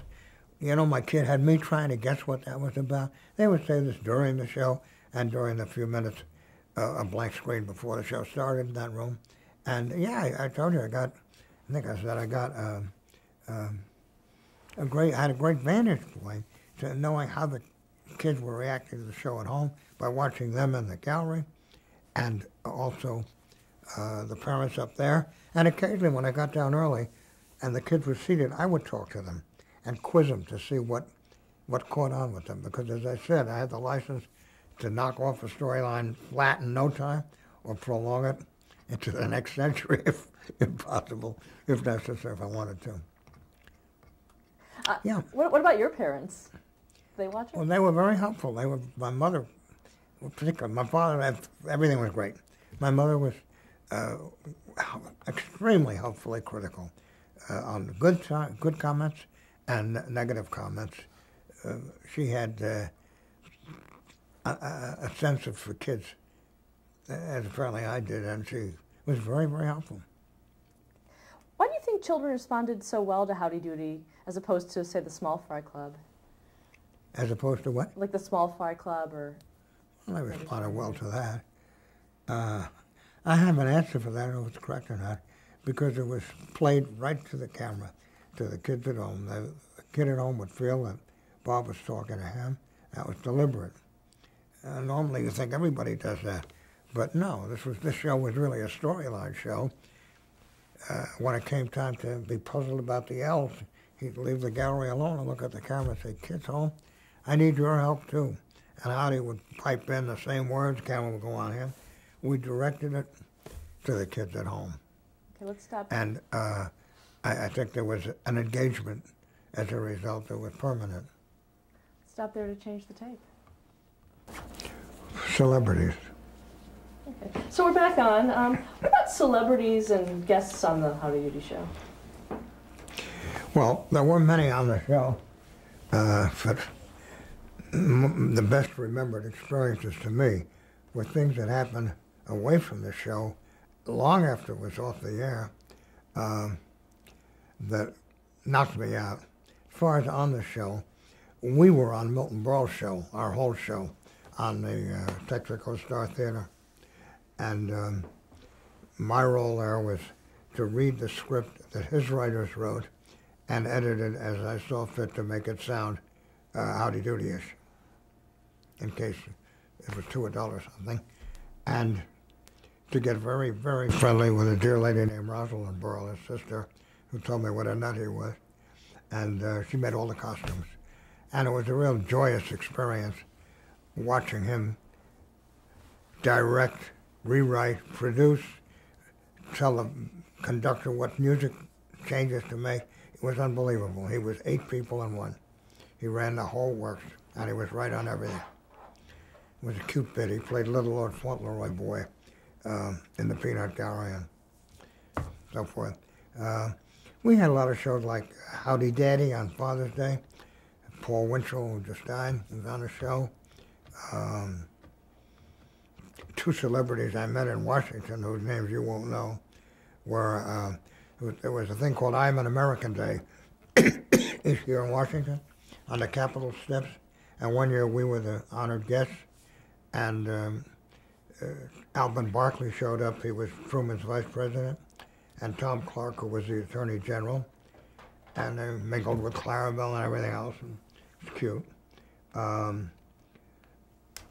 On the show also, other names that are going to predate you, there was once a heavyweight champion named Primo Carnera, who lost to Max Baer, then Jimmy Braddock, then Joe Louis, and so forth. Carnera was about 6'7", couldn't speak English, couldn't box, but won the championship because he was so big. He was on the show, along with a wrestler named Argentina Rocca, who was the best-known wrestler of his day, like Hulk Hogan is today. Excuse me. They were on the show for some reason, I don't know. We had all kind of acts from Ringling Brothers who put them on to promote the fact that it was going on in Madison Square Garden. I think Sherry Lewis was on the show. Ben Grauer, whom you also may not know, but he was #1 announcer on NBC, and he did the Metropolitan Opera every week on radio. And Bob always prided himself that Herbert Hoover's grandson was in the peanut gallery once. My favorite celebrity story is this. In later years, I moved to Miami and I worked for a public relations agency. And one of our clients was the island of Curacao. And I get a call. At first I was branch manager for a New York City new office they opened. I had met the owner of the agency years before. And he called on me because he wanted to expand in New York. And I get a call from down there saying that the jewelers, Curacao was our biggest account, both politics and political and tourism, telling me that the jewelers of Curacao, whom there were many, made a talisman of gold for Muhammad Ali because he had trained down there. Or, excuse me, I've got to get some water. Sorry. Go ahead. Well, the office in Miami was hysterical because the client, Curacao, wanted this jewelry item to be presented to Muhammad Ali by Johnny Carson because somehow or other they knew that at a specific imminent future date, Ali was going to be a guest on the Carson show, and at some point Carson, who was impervious to pressure, was supposed to give him this thing, and Ali was supposed to say something nice about Curacao, where he had trained. So it became my job to contact Ali. This is the God's honest truth. I pretend I'm Ali, okay? They gave me the phone number of a motel in some small town in Virginia where he was. I rang the motel. They answered. Muhammad Ali, please. Just a moment. Hello? Mr. Ali, my name is Edward Keene. I've been contacted by the government of Curacao. Will you train? Oh, I loved it down there. And I understand you're going to be on Johnny Carson, and the jewelers down there have fashioned a talisman for Carson to give you this beautiful gold thing. I never saw it. I was asked to contact you to tell you that you might ask Carson to present it to you and respond by saying, oh, how beautiful the jewelers in Curacao are, as nice as the hotel owners. I said, fine. He said, how do I know where to go in New York? I said, well, Carson's at RCA Building, 50th Street. And so I tell you what, I'll meet you there, and we'll go up to the 6th floor where the Carson studio is, and help you get started. He said, how do you know so much about the NBC building? I said, well, I wrote the Howdy Doody show forever. Mr. Bluster, Florida, Clarabelle, Buffalo Bob, peanut gallery. That was his answer. That was his response. I never did meet him because by the time this all came about, I had moved to Florida to work for the agency down there. But that was my phone conversation with Muhammad Ali. Knocked me off my shoes. Do you get that a lot when people find out that you worked on the show? Do I get a lot of reaction? Yeah, but not as much as I do to something else that's related to the show, which you said you wanted to talk about a little later. Yeah, a lot. I'm not that keen, to use a word, on promoting myself because it dates me, and I'm still a working man. And I don't know if they want to hire a pianist when he's 90 years old. I got into piano playing 20 years ago, and I love it. It's good for these retirement years. But if I talk about it too much, they know how old I am, and I don't appreciate that because I don't feel that old, and I don't want to be that old. But yes, I get a reaction. The interesting thing is that everybody knows the name, whether they're not of an age to have ever had a chance to see it. What do you think is the legacy of the show? Why do you think it's held up so The well? legacy? I really don't know. I would say nothing in particular because nothing that followed it resembled it. And I wish I could answer you and say that to me the legacy is that they're still using the music I wrote, but that's not a good answer. Just that it was a birth baby for television, help television get born, and vice versa. Did you think that so much later that people would still be talking about the show while you were No. writing it? None of us. I told you how it got started as a one-shot, so it became a 2,300-something shot. No, it all happened. The show also, early on, it won the first Peabody Award. Yeah, 48 or 9. Yeah, that was an award granted to this day by the University of Georgia. I have the copy of the duplicate of the award in my closet. And it said for entertaining children and teaching them good morals and so forth. And I was very glad to get that. Now, why did you leave the show after 7 years? What? Why did you leave the show after 7 years? Combination of things. It's very hard to go 15 pages 5 days a week forever. The only day we were off was January 1st. NBC used to carry the Rose Bowl game on January 1st when it still is on. And otherwise, it was 52 times 250 scripts a year, less one. And I did it alone because I was doing it, and I would have been jealous about bringing in someone else if needed. But at a certain point, I got tired. I think it was normal, natural. But even more important, because I'm a great one on the psychological, emotional side, the cast, meaning Bob really and Dayton, but mostly Bob, began to treat it lightly. The spirit and the enthusiasm waned because they had enough of it too, but it was still nice paychecks. And it just didn't have the spark that it used to. They started doing double entendres on the show and adult lines which were not double entendres, but which were pointless for the purpose of kid show. And it kind of ran down, and so did I. And I wanted to get a million miles away from him, but Marty wouldn't let me. He had me go into his office with the licensing and production of new shows, and I can tell you something about that whenever you want. We did a couple of shows. Very interesting. Now, what shows, I'd like to talk about that, but what shows did you work on while you were still at Howdy Doody? There were some... Gabby Hayes show. Gabby was the sidekick of Hopalong Cassidy. And he, I know this is not going to make any sense, but I guess I was a workaholic. And Marty asked me if I could do the Gabby Hayes show as well. And I said yes. What it consisted of, believe it or not, number one, writing a tall tale. That was his forte. You know, you listen, you young whippersnappers, and I'll tell you about the time that I shot an apple off the top of the Empire State Building or something. I'd make up a crazy tall tale. In addition, Marty dug up some old Western movies. The show was on 15 minutes before Howdy for 15 minutes. And at home, on a projector, I edited the film into 5 sections per week. An old-fashioned movie projector. I don't mean your hand this, but an old-fashioned, not editing equipment or anything like it, with glue. This was early television, you know, and I was an alcoholic, a sucker for work. And Gabby was a wonderful man, hideous beard and everything, and a Western twang. In life, he was as well-dressed as anyone ever knew, and a multimillionaire just from Standard Oil of New Jersey stock, which is now Exxon and Mobil.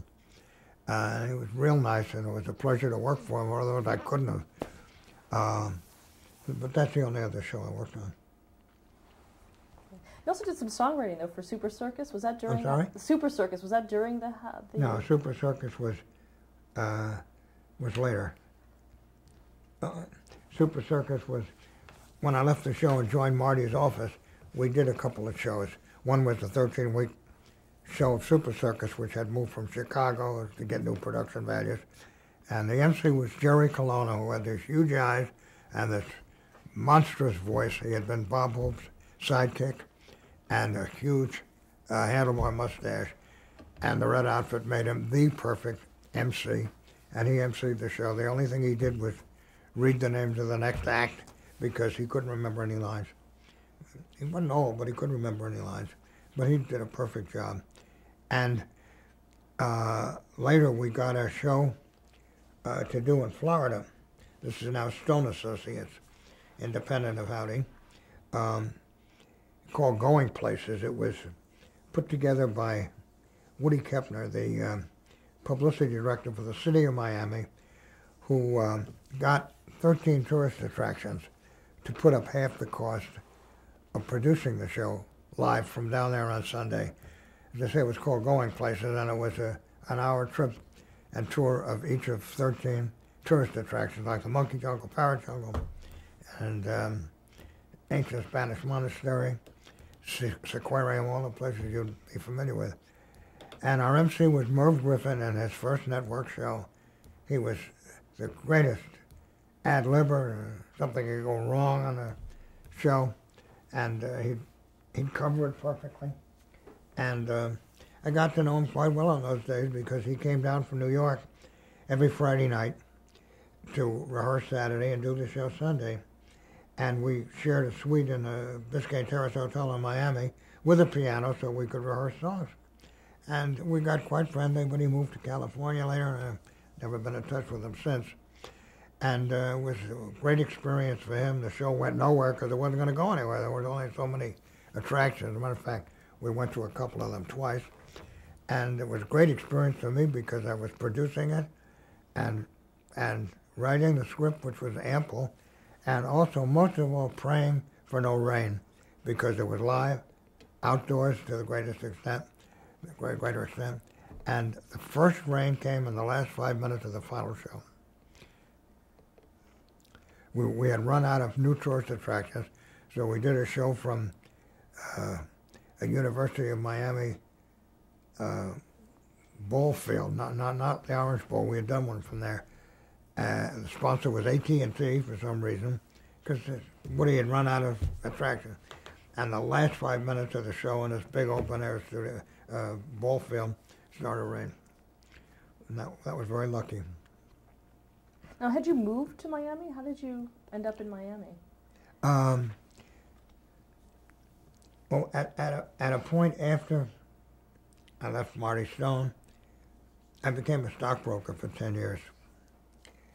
I had met Woody Kepner when he was publicity director of the city of Miami with this Going Places Griffin show. At a certain point, he called me up and he said, "You always told me how much you'd like to live in Miami." This is like the story of Bob Smith and his sick writer, Vic Campbell, that came from Buffalo. Woody said, "Mert Wetstein is our #1 exec in this public relations agency, and he smoked too many Kents. And he's in Philadelphia getting a quadruple bypass. And he said, if you want to move down here and fill in for him, that was a job for you when Mert returns." I also had an old girlfriend I knew from New York who lived down there, so, and the weather, so that was quite an inducement. So I moved down there. And that's how I got to Florida. Were you still composing?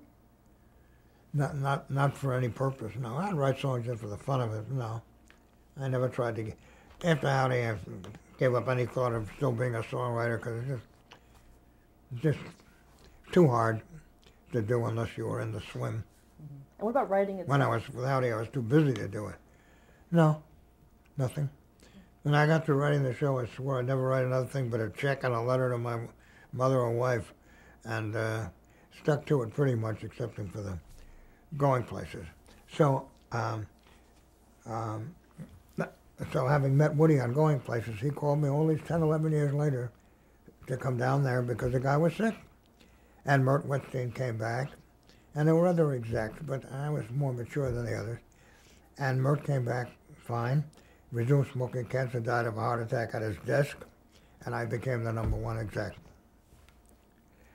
After a while, I concluded that Woody and his wife, who ran the books and was there full time, were both a little nuts if you got to know them fairly well, and I couldn't stand it. And at that time, somebody came up to me and said they knew I played the piano for fun. They heard that a hotel had just bought a piano and was looking for someone to play it. So I went to the store where the piano came from, and he referred me to the owner of the hotel, who auditioned me. And I said to the person who suggested this, you're nuts. I said, we're not nuts. You get the job, moonlight, playing the piano. It'll take the sting and the edge, the importance off the daytime stuff, because it was a good job with Woody. It's just without going into explanation, they were very difficult. Everybody quit one time or another. And I auditioned, I got the job, and I'm at Woody's office till 5 every day, and then playing the piano at the Atlantic Towers in Miami Beach, which is now a parking lot, for 2-3 hours. And one night I'm playing, and an Italian guy comes up to me, and he says, I'm going to be the food and beverage manager at the Intercontinental. Oh, I said, the hotel and building down there? He said, yeah, it's almost finished. He said, I like the way you play. Would you come and audition for the general manager? So I did. And I got the job, which was working from 6 to 9. So I'm still moonlighting. To make a ridiculous story short, like everything else that happened to me by chance, the hotel being new, it wasn't too well populated at first. And I'd be playing from 6 to 9 for 10 people. And one day I went down to pick up my check midday, and it was jammed, the restaurant. It's a huge lobby, and the piano was in the back of the restaurant on a pedestal. And I said, I'd like to play lunch just to play for people one day. So Kathy, the manager, said, fine, any day you want. So changed into my tuxedo in Woody's bathroom, went down to the Intercontinental, played lunch. The general manager came over and said, this is great. How about 12 to 3 and 6 to 9, 6 days a week? And I quit the agency, and much to my wife's dislike, since I'm out at night so much, I've been playing the piano for 22 years because of an accident. What is your style, your musical style? Well, if I were auditioning for anybody, first thing I'd play is As Time Goes By, because it's the most requested and therefore the best liked song. Show songs, musical comedy, things that date to my period, but you can't play rap on a piano, and I don't have jazz in my blood, excepting a little jazzy. I can play the Rhapsody in Blue, but jazz devotees wouldn't call that jazz, but that was the origin of jazz as far as I'm concerned. Da-da-da-da-da-da-da-da, that's jazz. And current songs, too. Do you ever play any of your compositions? Yeah, but nobody knows it. You play a lot of songs in 19 hours a week. I take very few breaks because I got nowhere to go. We had alluded to it before, but you wanted to talk a little bit about what happened to that word that you had created all those years ago. Well, yeah. Let's hold, please. So we were talking. I was asking you about that word. That. Well, this is crazy. In the show, Clarabelle squirted the villain, Indian Chief Thunderthud. He started screaming when he got squirted. I had to come up with something for him to say. Now, we couldn't say, damn you, Clarabelle, or anything close to that. Earlier in the show, I gave the Indian princess and another Indian Chief Featherman, I always loved Indians and clowns together, a greeting to say hello, Kawagupa, instead of the usual Indian how, because I didn't want to resemble real Indians that much. So Kawagupa was sweet and soft and charming and lovely. And for some reason, they came up with the phrase Kawabanga for Chief Thunderthud when he got mad, and got squirted and got mad or frustrated or whatever, using hard syllables like B and G. And for some reason or other, unknown to me for a long time, the word caught on long after the show left the air. He used it profusely because everybody loved the sound of it. When I come in the studio at 4:30 after writing the script, Bob would say, Kawabanga, Eddie. What I learned next was that surfers in California picked up the word to screech out when a particularly big wave hit. Next thing I found out was I walked by a Burger King in Miami, Coral Gables, and I see a big poster. The Burger King outfit had made an arrangement with the Teenage Mutant Ninja Turtles, whose shows I had never seen. But unknown to me, one of the four turtles, they were warriors, and each had their outcries, one of them named Michelangelo, screamed Cowabunga. And as I found out only then, more people knew the word than I knew it by a long shot. And they had a premium offer that if you bought 89,000 hamburgers or something, you could get a Michelangelo toy. And this is it. It was like hell to find one, but this is it. Michelangelo on top, and when you push this, the word comes out Cowabunga. You see it all right?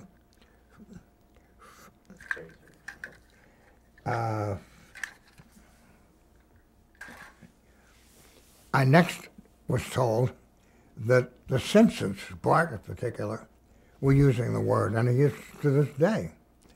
And it started turning up in newspaper ads.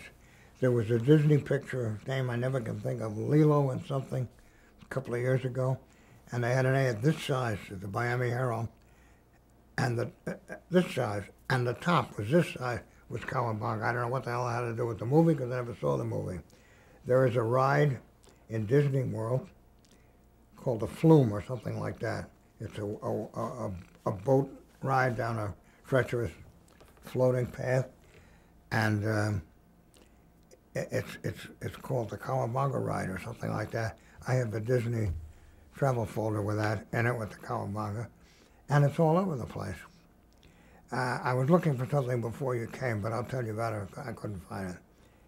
In 1992, I guess, George Bush, in a re-election attempt, was miserably tremendously trailing Bill Clinton. And I looked at the relative ages. Clinton looked like a movie star, and Bush was kind of an older man. So under Bob Smith's signature, I wrote a letter to President Bush. He was then President Bush, running for election, saying that a suggestion from the polls, it wouldn't appear that you're catching the attention of the middle-aged and younger crowd, and we have a suggestion. If you would add the word Cowabunga as a kind of a war cry to your campaign, whenever you want to punch some thought. Got a letter back, which is what I'm looking for, from a man with a marvelous name of Marlin Fitzwater, whom you may remember, was his press secretary. And it said, Dear Buffalo, was on White House Station. It said, Dear Buffalo Bob, thank you for the suggestion. We are going nuts here. It was an amazing admission. And sometimes I feel like screaming Cowabunga myself. We'll use it as an outcry in the first campaign speech we can. Thanks for your letter. Sincerely, Marlin Fitzwater. I have that letter, and I've got 9 million copies if I couldn't find it, but it doesn't matter. It's small print. So we've been all over the map with this thing. Do you know if it ever was used in the campaign? Not to my knowledge, no. No, when you ask me, what about the word, the real point is that if I'm introduced to someone today, the guy that wrote 1999, whatever it was, Howdy Doody scripts, oh, did you really? And this is whether they saw the show or not. And also, the introducer would add, and he also made up the word Cowabunga. You did? The reaction to one word was more than the reaction to almost 8 years of long scripts. And there's a Omaha company called Metabadge, which started out making stickers for doctors and dentists to give kids. I just had a tooth pulled. They made a Cowabunga sticker. Somebody showed it to me. I contacted them, and this is it. They don't make it anymore. At my request, they made this, which says, God bless America, Cowabunga, which makes no sense. But I have these in my pocket. Any kid comes up to the piano, I give them the one with the cow and tell them this is for their parents. Here's another one they made up for me, the Omaha people, without my asking. Cowabunga, Mr. Keene, Superstar Club. I don't use it. Are you okay with the modified spelling? Because you said originally you spelled it with a they K. changed it. Well, nobody knows how it was spelled from hearing it on TV, so it came out C-O-W-A. I couldn't care less one way or the other. Unfortunately, nobody ever thought to trademark the word at NBC or Marty Stone or me, and it's in the public domain unless you want to make a particular item. and you could trademark it for that item. I was in a Target store last year, and I was not looking for underwear, but I came across a special display, and it was underwear with the word Cowabunga all the way across here. For some reason or other, the fly was like this. I've never quite understood that, but this underwear was cut diagonally and had the word Cowabunga on it, and I bought 3 or 4 of them, gave them to friends, and that's the end of that story. It's a word that just turned up all over the place. It's kind of a double-edged sword. It's a big kick, and it's a frustration, because, as I said, there's nothing much left from the show today except your interest and the music rights that I benefit from in a small way whenever the songs are played, and the word Cowabunga. Let's stop there to change the tape. Okay, Are you making sense out of all this? Yes, Because yeah, it's definitely. highly disconnected. Okay, so we're back on, and we were off camera. You were talking about 2 special moments. Yeah, I had 2 interesting experiences, which, like all the others, came about unexpectedly. And I'd like to tell you about it because, well, 3 actually, that involved something off the Howdy Doody studio and television world that were very gratifying. When Bob Smith came out of retirement in 1970, the show had gone off in 60. By chance, he started doing college appearances where the students were people who, at the age of 4, watched the show, and it was a real exciting reunion. I went to one of them in New York, and these kids really ate it up. As a result of this, he made the papers, and as a result of that, Fawcett, which was then a huge paperback publisher that I think no longer exists, contacted NBC, whose licensing man knew of me and contacted me, and said that Fawcett wanted to do a book about Howdy Doody because of Bob's rebirth, so to speak. And Norman Lonnenfeld asked me would I to. I said, sure. He said, why don't you outline something and I'll take it to Fawcett. Meantime, Bob was going from college to college and whatnot. So I outlined something. And in the process, I wanted to put together a few pieces for the book that would be different. As I may or may not have mentioned to you, I don't know, we sold a license to the show to a couple of countries, including Canada. And at one point, we sent them a whole set of puppets, the right puppet, exact puppets. They hired their own cast and their own writers because Canada's a different mentality than ours, and a lot cheaper on drugs, by the way. We go up there every few months for prescriptions. Robert Goulet was the substitute MC for quite a while as Trapper Tom. And I read, I'm just outlining this book now, and I read that he was coming to New York to the Westbury Music Fair to do, I believe, Carousel. So I contacted his manager, whose name I got somehow, who gave me Goulet's phone number, and I called him and I said, when you get here, would you let me interview you? Because I wrote the show and you did it in Canada, I'd like it part of my book. He'd be glad to. He said, I'll tell you what, he says, you have a Howdy Doody doll? I said, yes. Not the real size, but good one. He said, go to an Army Navy store and buy a plaid shirt and dungarees and a kind of a Western hat, because that's what I wore on the show. That's how nice a guy he was. So I went out there with a tape recorder and Hale Haberman, the photographer that I'd known from the Howdy Doody show. And when his performance was over, he came back in the dressing room, dried himself off. We chatted a while, and as I said, he was like an old friend right away. And I would think this would be a bother to him, but it wasn't. And he said, tell me about yourself, Ed. You got a family? I said, unfortunately, well, I was divorced last year, and the kids live in Florida. He says, what's your names? I said, Patty and Eddie. He said, give me that tape recorder. And he then did a 2 or 3 or 4 minute monologue. Hi, Patty and Eddie. I don't know if you can guess who this is, but as soon as I meet, the 3 of us are going to go to an island, and we're going to drink, not milk, but J&B or something like that. And he said, you know, your father loves you very much. I just met the man. And what this meant to me, because my divorce was extremely, extremely adversarial. I mean, short of punches. And this just meant the world to me, because my wife had the right to move to Florida and took the kids with her. She didn't really have the right, but she did anyway. And I sent the kids a tape, and they didn't know who the hell he was then, but they know now. and took a picture, which I can show you later. And it was just a nice event. Number 2. This is sort of indirect, but it wouldn't have happened without Howdy Doody. When I worked for Woody Kepner, who hired me because he met me through television in Florida, one of the other account execs, a man older than I, named Bob. This is quite a story, and it's all true, 100% true. Bob had been a PR man for years. I had not. I said that to Woody when he wanted to hire me. I said, I've never been in the business. Give me a book to read at least. He said, no book. You learn from me and from doing. So when I got there, Bob took me under his wing and taught me what I would have learned in a lot longer stretch of time without his help. A few years later, I'm leaving out his last name purposely. A few years later, he became quite ill, and he had a stepdaughter. His wife had died.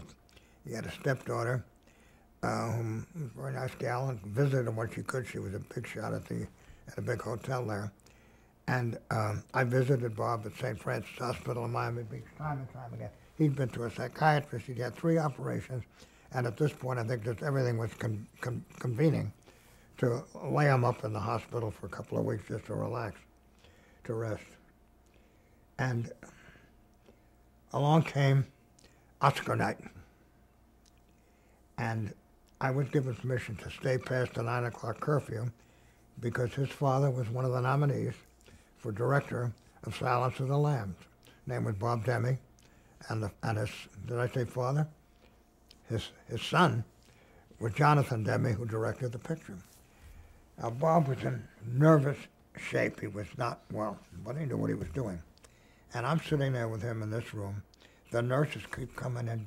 Did it come on yet? Did it come on yet? Meaning the director part. Director award, I think, is the next to last one, or next to last. The female star, and then the picture, and that's it. And there were some big candidates that year. Stone, JFK, I think. Big movies. And Bob's getting a little edgy and so forth. And it's getting close to the director's thing when the phone rings. Oh, excuse me. We're watching and the camera's panning the audience, and Bob says, there's Jonathan in the seat there. I said, I couldn't tell you, look just like him. You look just like him. So a few minutes later, it still hasn't got to the director thing, the phone rings. And Bob said, you answer it, please, Eddie. Said, hello. Hi, Eddie, I know who you are. This is Jonathan. I said, you're kidding. We just saw you in the audience. He said, I'm on a public phone on the back of the orchestra. I want you to tell my dad, because I know how he's feeling, to go to sleep. Win, lose, or draw, I will mail him a videotape of the awarding in the morning. And I said, I don't think he's going to turn it off, Jonathan, but this is quite a thrill.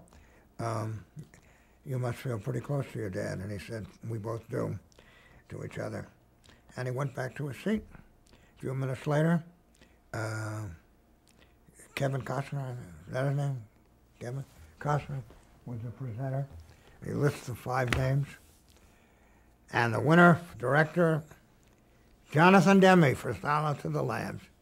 Well, I'm telling you, I get chills now when I think of it. Because Bob became a human being from his sick condition. Every nurse that wasn't treating a crisis ran in the room to congratulate him. And it was just such an exciting moment. And I think once in a lifetime kind of thing. And when Bob passed away about 6 months later, I met Jonathan in the meantime because he came down to Florida after the Oscar night. He said, I'm going to have a very special funeral service for Bob, who was cremated. Not like any, you might have seen any, and I want you to be a part of it. Bob would have wanted you to sit at a piano in this Episcopalian church and play his favorite music, which is Fats Waller songs. So Vivian and I go to the church, big Episcopalian church in Miami, and I'm sitting there at this big grand piano, maybe 15 feet away from 2 ministers, or whatever you call them in that faith, playing Ain't Misbehaving, Honeysuckle Rose, and I'm going to sit right down and write myself a letter. And as time goes by, Jonathan said, what's this thing? Jonathan introduced the service by saying, we're not going to cry today. We're going to revel in the fact we knew a wonderful man and that he lived a full life. And my gratitude to him for letting me go into the movie business as he did, and so forth. And he sent me a picture of me at that piano looking like I'm crying. It's one of the stained glass windows, and he wrote on it over there, thank you for the magic, Jonathan. It's quite an unusual experience, I guess. Now, the most unusual is this, and you'll think I'm exaggerating, but I'm not. My divorce, as I said, was hectic. The arrangements before they moved away to Florida, for me to have my kids for a full weekend every other weekend, rather than rush every Sunday or something. They lived in a town near New Rochelle in Westchester, and I lived in an apartment in Manhattan at that point. And I got one that was adequate for them to sleep with me over the weekend. And one day I said to the kids, because I didn't know them after a certain point, what's your favorite TV show? And they both said the Patty Duke Show. Patty Duke Show was on CBS. A man named Murray Benson had been the publicity man for the Howdy Doody show. And after it went off the air, he went over to CBS where he had a similar job. The year I'm talking about is 1968. So I called Murray. I said, Murray, could you do me a favor? You know I'm divorced now. Patty Duke's on the coast with CBS. Could you get 2 autographed pictures, one to Patty, one to Eddie? My daughter's named Patty also. He said, I'll do my best. He called me back a day later, and he said, and I'm being literal now, he said, you hit pay dirt. She's making a movie called Me, Natalie, 68, and they're coming all the way to New York to do one stinking scene. They've got to use the real battery for a ferry boat to land, dock. She comes off the boat, gets in a car, and it drives off, and that's the whole thing. No script? No, he said, that's what it is. So they got to come here for that? He said, that's what they're doing. He said, now look, I could lose my job if you don't follow my advice, my instructions. Patty Duke, I was told, they gave me the details of what time to be there and all that at the pier, you know, at the Bowery, the Battery, the bowels of the city, bottom of the city. She's supposed to be the most temperamental bitch in Hollywood. Doesn't want anybody on the set, visitors and so forth and so on. And you get there in time. When her stint is over, you leave, not a word, no nothing. And he said, I really mean it, I'm not exaggerating, because I wasn't supposed to tell you this even, that she's there. So he said, be at the Battery on Sunday a little before 6 o'clock. They're supposed to start shooting at 6:15. My daughter, who unfortunately passed away from cancer a few years ago, was the prettiest, cutest, sweetest, brightest little 7-year-old you ever met in your life. We get down there, Patty, whom I'll now call Trish to make the stories more understandable, and Eddie, my son, Junior, and I followed Murray's instructions and got behind the rope he said we'd find there.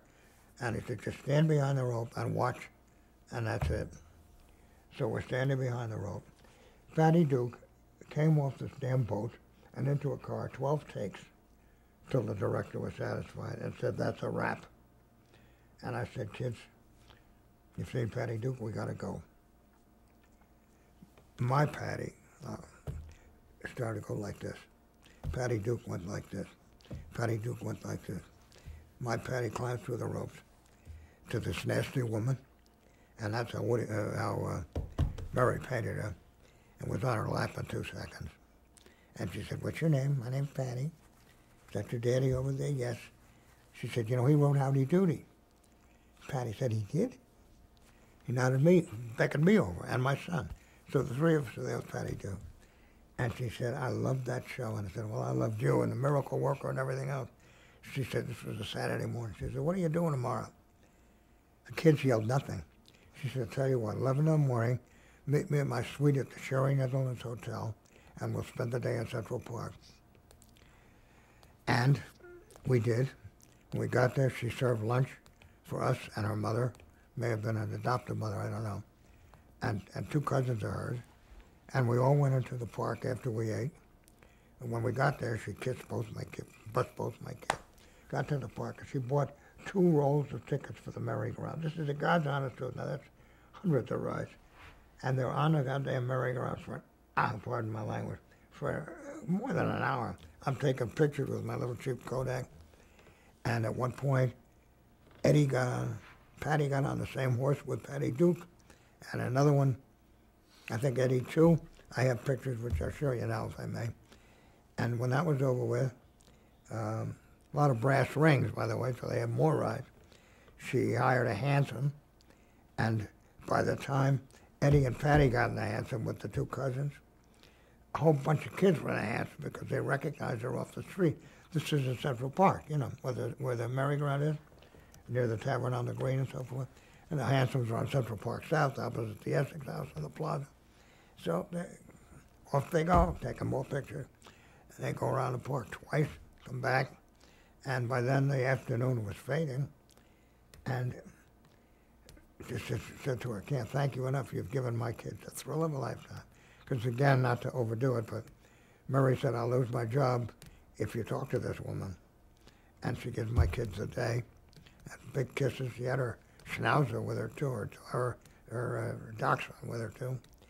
And that's the story. I'd like to show you the picture, okay?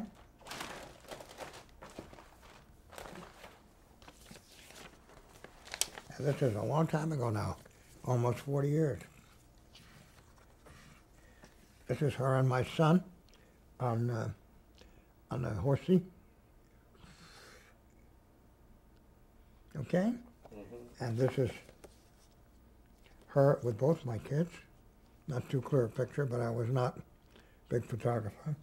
And this is my daughter and the two Patties kissing each other on a horse.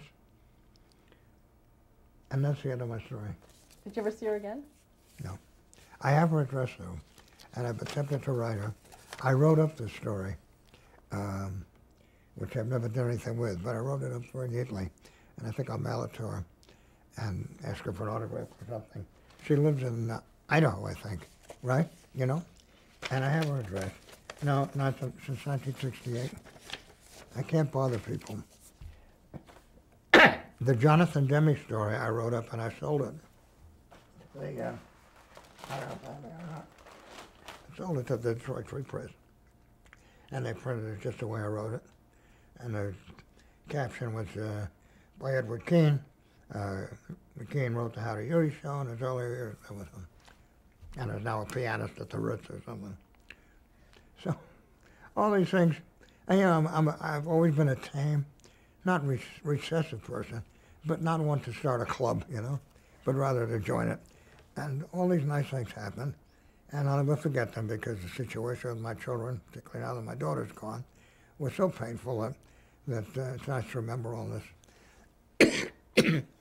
I had one other celebrity to tell you about. I'll show you the picture whenever you want. I was sitting home.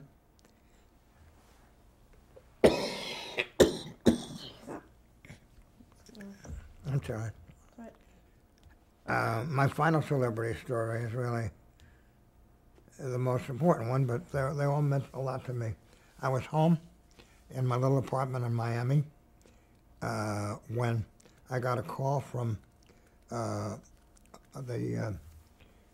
social director of the Intercontinental, where I've been working. And the lady said, my name was Martha. Martha said, and how would you like to play for the president? And I said, you mean the president of Intercontinental? She said, no, the president of the United States. I said, what are you telling me? She said, President Reagan is going to be in town next week, and there's going to be $1,000 a couple fundraiser for the Republican Party, where any couple pays $1,000 as a stand-up buffet and gets a picture taken with the president. And I said, I'd love to. What'll it cost me? She said, I was $250. I said, I'll take it. And I played the affair, and it was extremely exciting. The way the piano was located, I was staring at Mr. Reagan for the whole 3 hours. For 3 hours, he stood on an X mark, while each couple, mostly Cubans who had the dough, came up, and they one on each side of them with handshakes, cross handshakes, got their picture taken for that $1,000. And he never got off the X mark. He never took a sip of water for 3 hours. And I never got a break because how could I? I'm already sitting. And I just went on for 3 hours. Every few minutes I played Rah Rah for Notre Dame, whatever that song is, because of the Gipper movie he was in, Note Rockney. He didn't respond to that, though. I don't think he was sure he knew where he was, but anyway, when the line got shallow, the Secret Service guy came over and said, would you like to have your picture taken with him? And I said, I left my $1,000 at home. He said, get the hell over there. So I got over there and I said, Mr. President, it's quite an honor. And he said, it's very nice to meet you, too.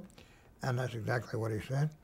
And I had not told my son and daughter, who by now lived in Fort Myers and Denver, they're grown up now, a word about this in advance. So I blew up the photographs that I got, 8 by 10, stuck one in a brown envelope for my son, one for my daughter, not a word excepting my return address. They knew nothing about it. Open it up and say, me with Reagan. If you want to get your kids to call you, have a picture taken with the president and send it to him by surprise. Phone rang pretty quickly for both of them, and it was quite a kick. I have a few final questions for you. The first one is, what do you think is your greatest and proudest career achievement? My wife. Really. And your career? Within your Pardon career? me? And within your career? Oh, well, she's not, I didn't create her, did I? No, but I met her. She's a very special person. Writing constructive music for the show. Don't cross the street with your feet, never pick a fight. I felt like I was doing something that had been done before, but in a more with more impact, because it came out of a show that they were watching for the squirts and the mysteries and everything, and therefore sugarcoated and I would say made an indelible reaction. Some people I meet today remember some of the songs. Do you have any regrets? We used them a lot. Any regrets in your career? Regrets about that? About your career, yeah. Yeah. I should have stayed in television. But I was so tired of writing, and I just didn't want to be involved in it. I didn't know what else I could do. I hadn't been a producer yet, really, and so forth. What was your title on the show? And I didn't know that I had the ability to write an adult show by any means. What was your title on the show? What was your... Program supervisor. That's the most you could have when the producer's staff, the producer, director, program supervisor, really was co-producer in behalf of the packager with Roger as representing NBC. And did you get writing credits? That's not a big regret, but it's a, oh sure. At the end of the show, Roger had made up flip cards in those days for credits with stick figures with an actual photograph of our face on top of the sticks, top of the neck. And his was first, and then the director, and then mine, and then the other credits, lesser credit. What advice would you give to an aspiring writer for television? Well, it'd be very hard because my involvement was so unplanned, and I had not studied writing in any way at all. And I would have to say the same thing that Richard Rodgers was good enough to say to me, which was, keep writing and keep showing it to publishers. Get in our office somehow. How would you describe your writing style? The writing what? How would you describe your writing style? Of the show? Of you, your writing style. Today? Sardonic. I see negative humor in everything. It's just not a frustration or something. It's just, that is what humor is all about. Did you do it early Insult, on? really. Brian O'Brien has a Triumph, the insult dog. You tell me a joke you ever heard that really wasn't an insult. It's true. Another celebrity story, if you want me to go back to it. All right? I was playing the piano at the Intercontinental, and as I said, piano, the lobby was huge, and the piano was a good 150 yards away from the front door, and that's a football field and a half, easily. And I'd always been a tremendous fan of Henny Youngman, partially because his jokes were simple and I could understand them and remember them to repeat them. And one day, I'm sitting there playing whatever I was playing, and his act was telling one-liners and playing a violin. For a chance to remember what song he played, it was always the same song. With Smoke Us in Your Eyes and a squeaky violin. So I'm sitting at the piano, and while I need glasses for reading, my distance vision is extremely strong. I can see things no one else can. And I look up, and I see this odd-shaped head, because he had a huge head that was oval-shaped. It like went back too far, about to go out of the hotel via the revolving door. And like that, I switched to "Smoke Gets in Your Eyes" loud. He turned around, walked all the way across this huge lobby, came up to the piano, and said, he knew it was for him because I was in the middle of another song all of a sudden. And he said, I've been in this business for 60 years, but it's still nice to be recognized. Thank you. That's nice. What advice would you give to an aspiring composer? What? What advice would you give to an aspiring composer? If they are creative, to write whatever comes to mind, if they want to try to make a living, ape what you hear on the radio. And how would you like to be remembered? And also study music. You can write without being having a musical education, but I think it helps to have one. Pardon me? How would you like to be remembered? How? Oh, that's a question they ask on Actors Studio. What do you want on your gravestone? I don't know, just honorable, loyal guy, hardworking. If that sounds vain, I can't help it, but for many reasons I wish it were not so true. I think I would have been better off in life if I'd been as nasty as some of the people that I've met. But I wasn't meant to be that way. Thank you so much for sharing your story with Oh, us. my pleasure. Don't forget my picture. Oh, we're now. going to do them right after this. This photo is really one of my family after divorce. That's a Howdy store-bought puppet, but a good likeness. My Steinway piano in my little apartment. On the piano there is a Music is Fun music folio of the songs I wrote for the show. And next to me at the piano is my fine dog, Peppy. Call him Peppy Shakespeare because he used to write some columns for the local paper. And that was my life for many years. I think for that one, Robin, you want to get the whole thing and then push in? Yeah, well, I'm going to... This picture depicts Buffalo Bob Smith, my first boss in life from 1947, and my wife, Vivian, and a full-size Howdy puppet, and me on top before I dyed my hair gray or something. Bob came to Detroit to be at Autorama, an annual automobile exhibit, and he was on a little stage there and sold Polaroids of himself with the puppet and the guest for $10 each, and gave us a chance to re-meet in my grounds around 1994 or 5.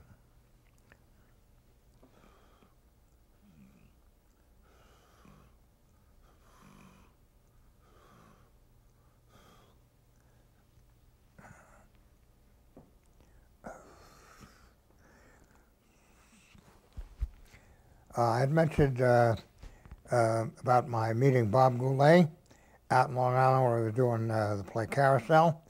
And he was good enough to have my photographer friend take a picture of me with a Howdy Doody store-bought doll. And a nicer guy, you never know. He inscribed it, God love you, Bob Goulet. Why is he wearing that costume? What's the significance of Oh, he wore the costume at his request. He had been a substitute MC on the Canadian version of Howdy Doody, and told me to buy when I called him to make the appointment to meet him, to buy a plaid shirt and so forth to depict his role of Trapper Tom rather, and he just was so agreeable about coming out and doing this for me, to put in a book I was planning. This picture is, of course, a picture of the day I was privileged to play a piano at a private party for President Reagan. If it's not clear, I'm the one on the right and he's the one on the left. It amused me that he had on a brown suit with cuffs and I had on a tuxedo, and he was president.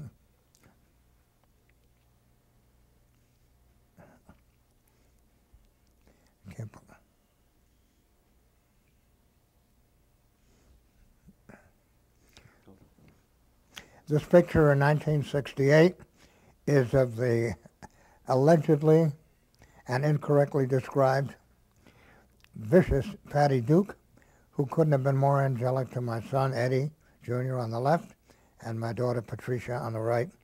She gave them, these two kids, the day of their life, and she was just wonderful. This picture is of Patty with my son Eddie Jr.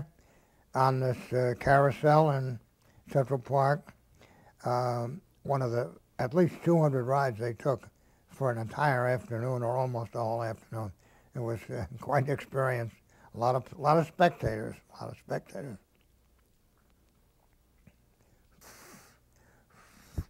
Finally, this lovely lady is here kissing my daughter, also Patty, Patricia, on another one of the rides around on the merry-go-round, giving my daughter a day she'll never forget.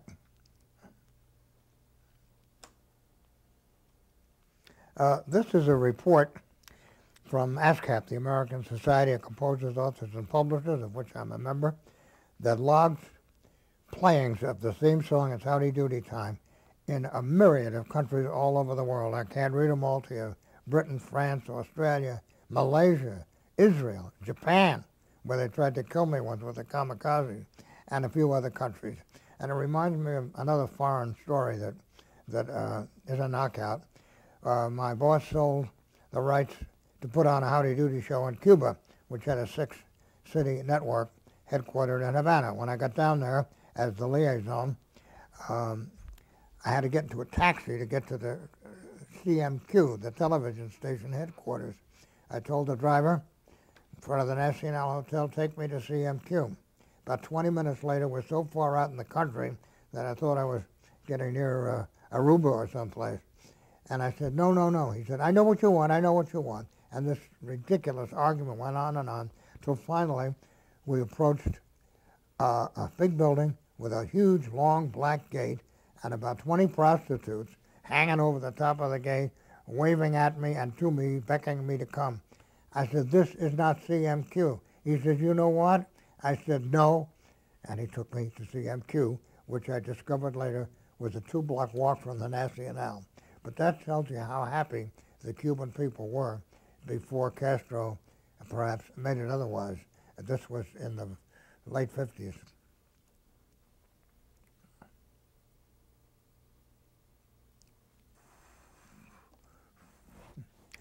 This bobblehead of Howdy goes back only a few years. Mark Becker, an entrepreneur out in Oregon, has a company called Wacky Wobblers, which this is one of, sold for $12.95, I believe, and did very, very well considering how old the show had become by that time. And Mike sent me a couple of them, and pleasure to have them. I don't know if you wanted me to wobble them, but he wobbles.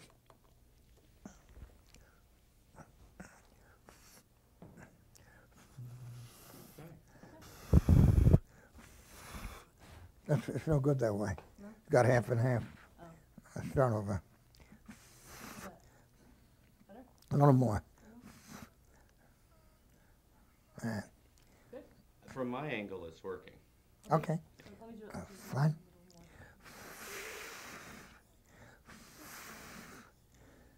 Only a few years ago, someone brought to my attention the Cowabunga sticker that you see on the left. I learned it was put out by a company called Metabadge in Omaha, who essentially made stickers for dentists to give their child patients that just had a tooth pulled or whatever, and got into character stickers and made a Cowabunga one and sent me about 2 gross of them. I had, at my bidding, him make Cowabunga, God Bless America, the middle one there, and the one on the right they gave me as a present, Cowabunga, Mr. Keen's Superstar Club, which does not really exist except in stickers. Kind of fun. I give these to kids who come up to the piano at my job at the Hyatt in Dearborn, and don't let them tip me or anything like that.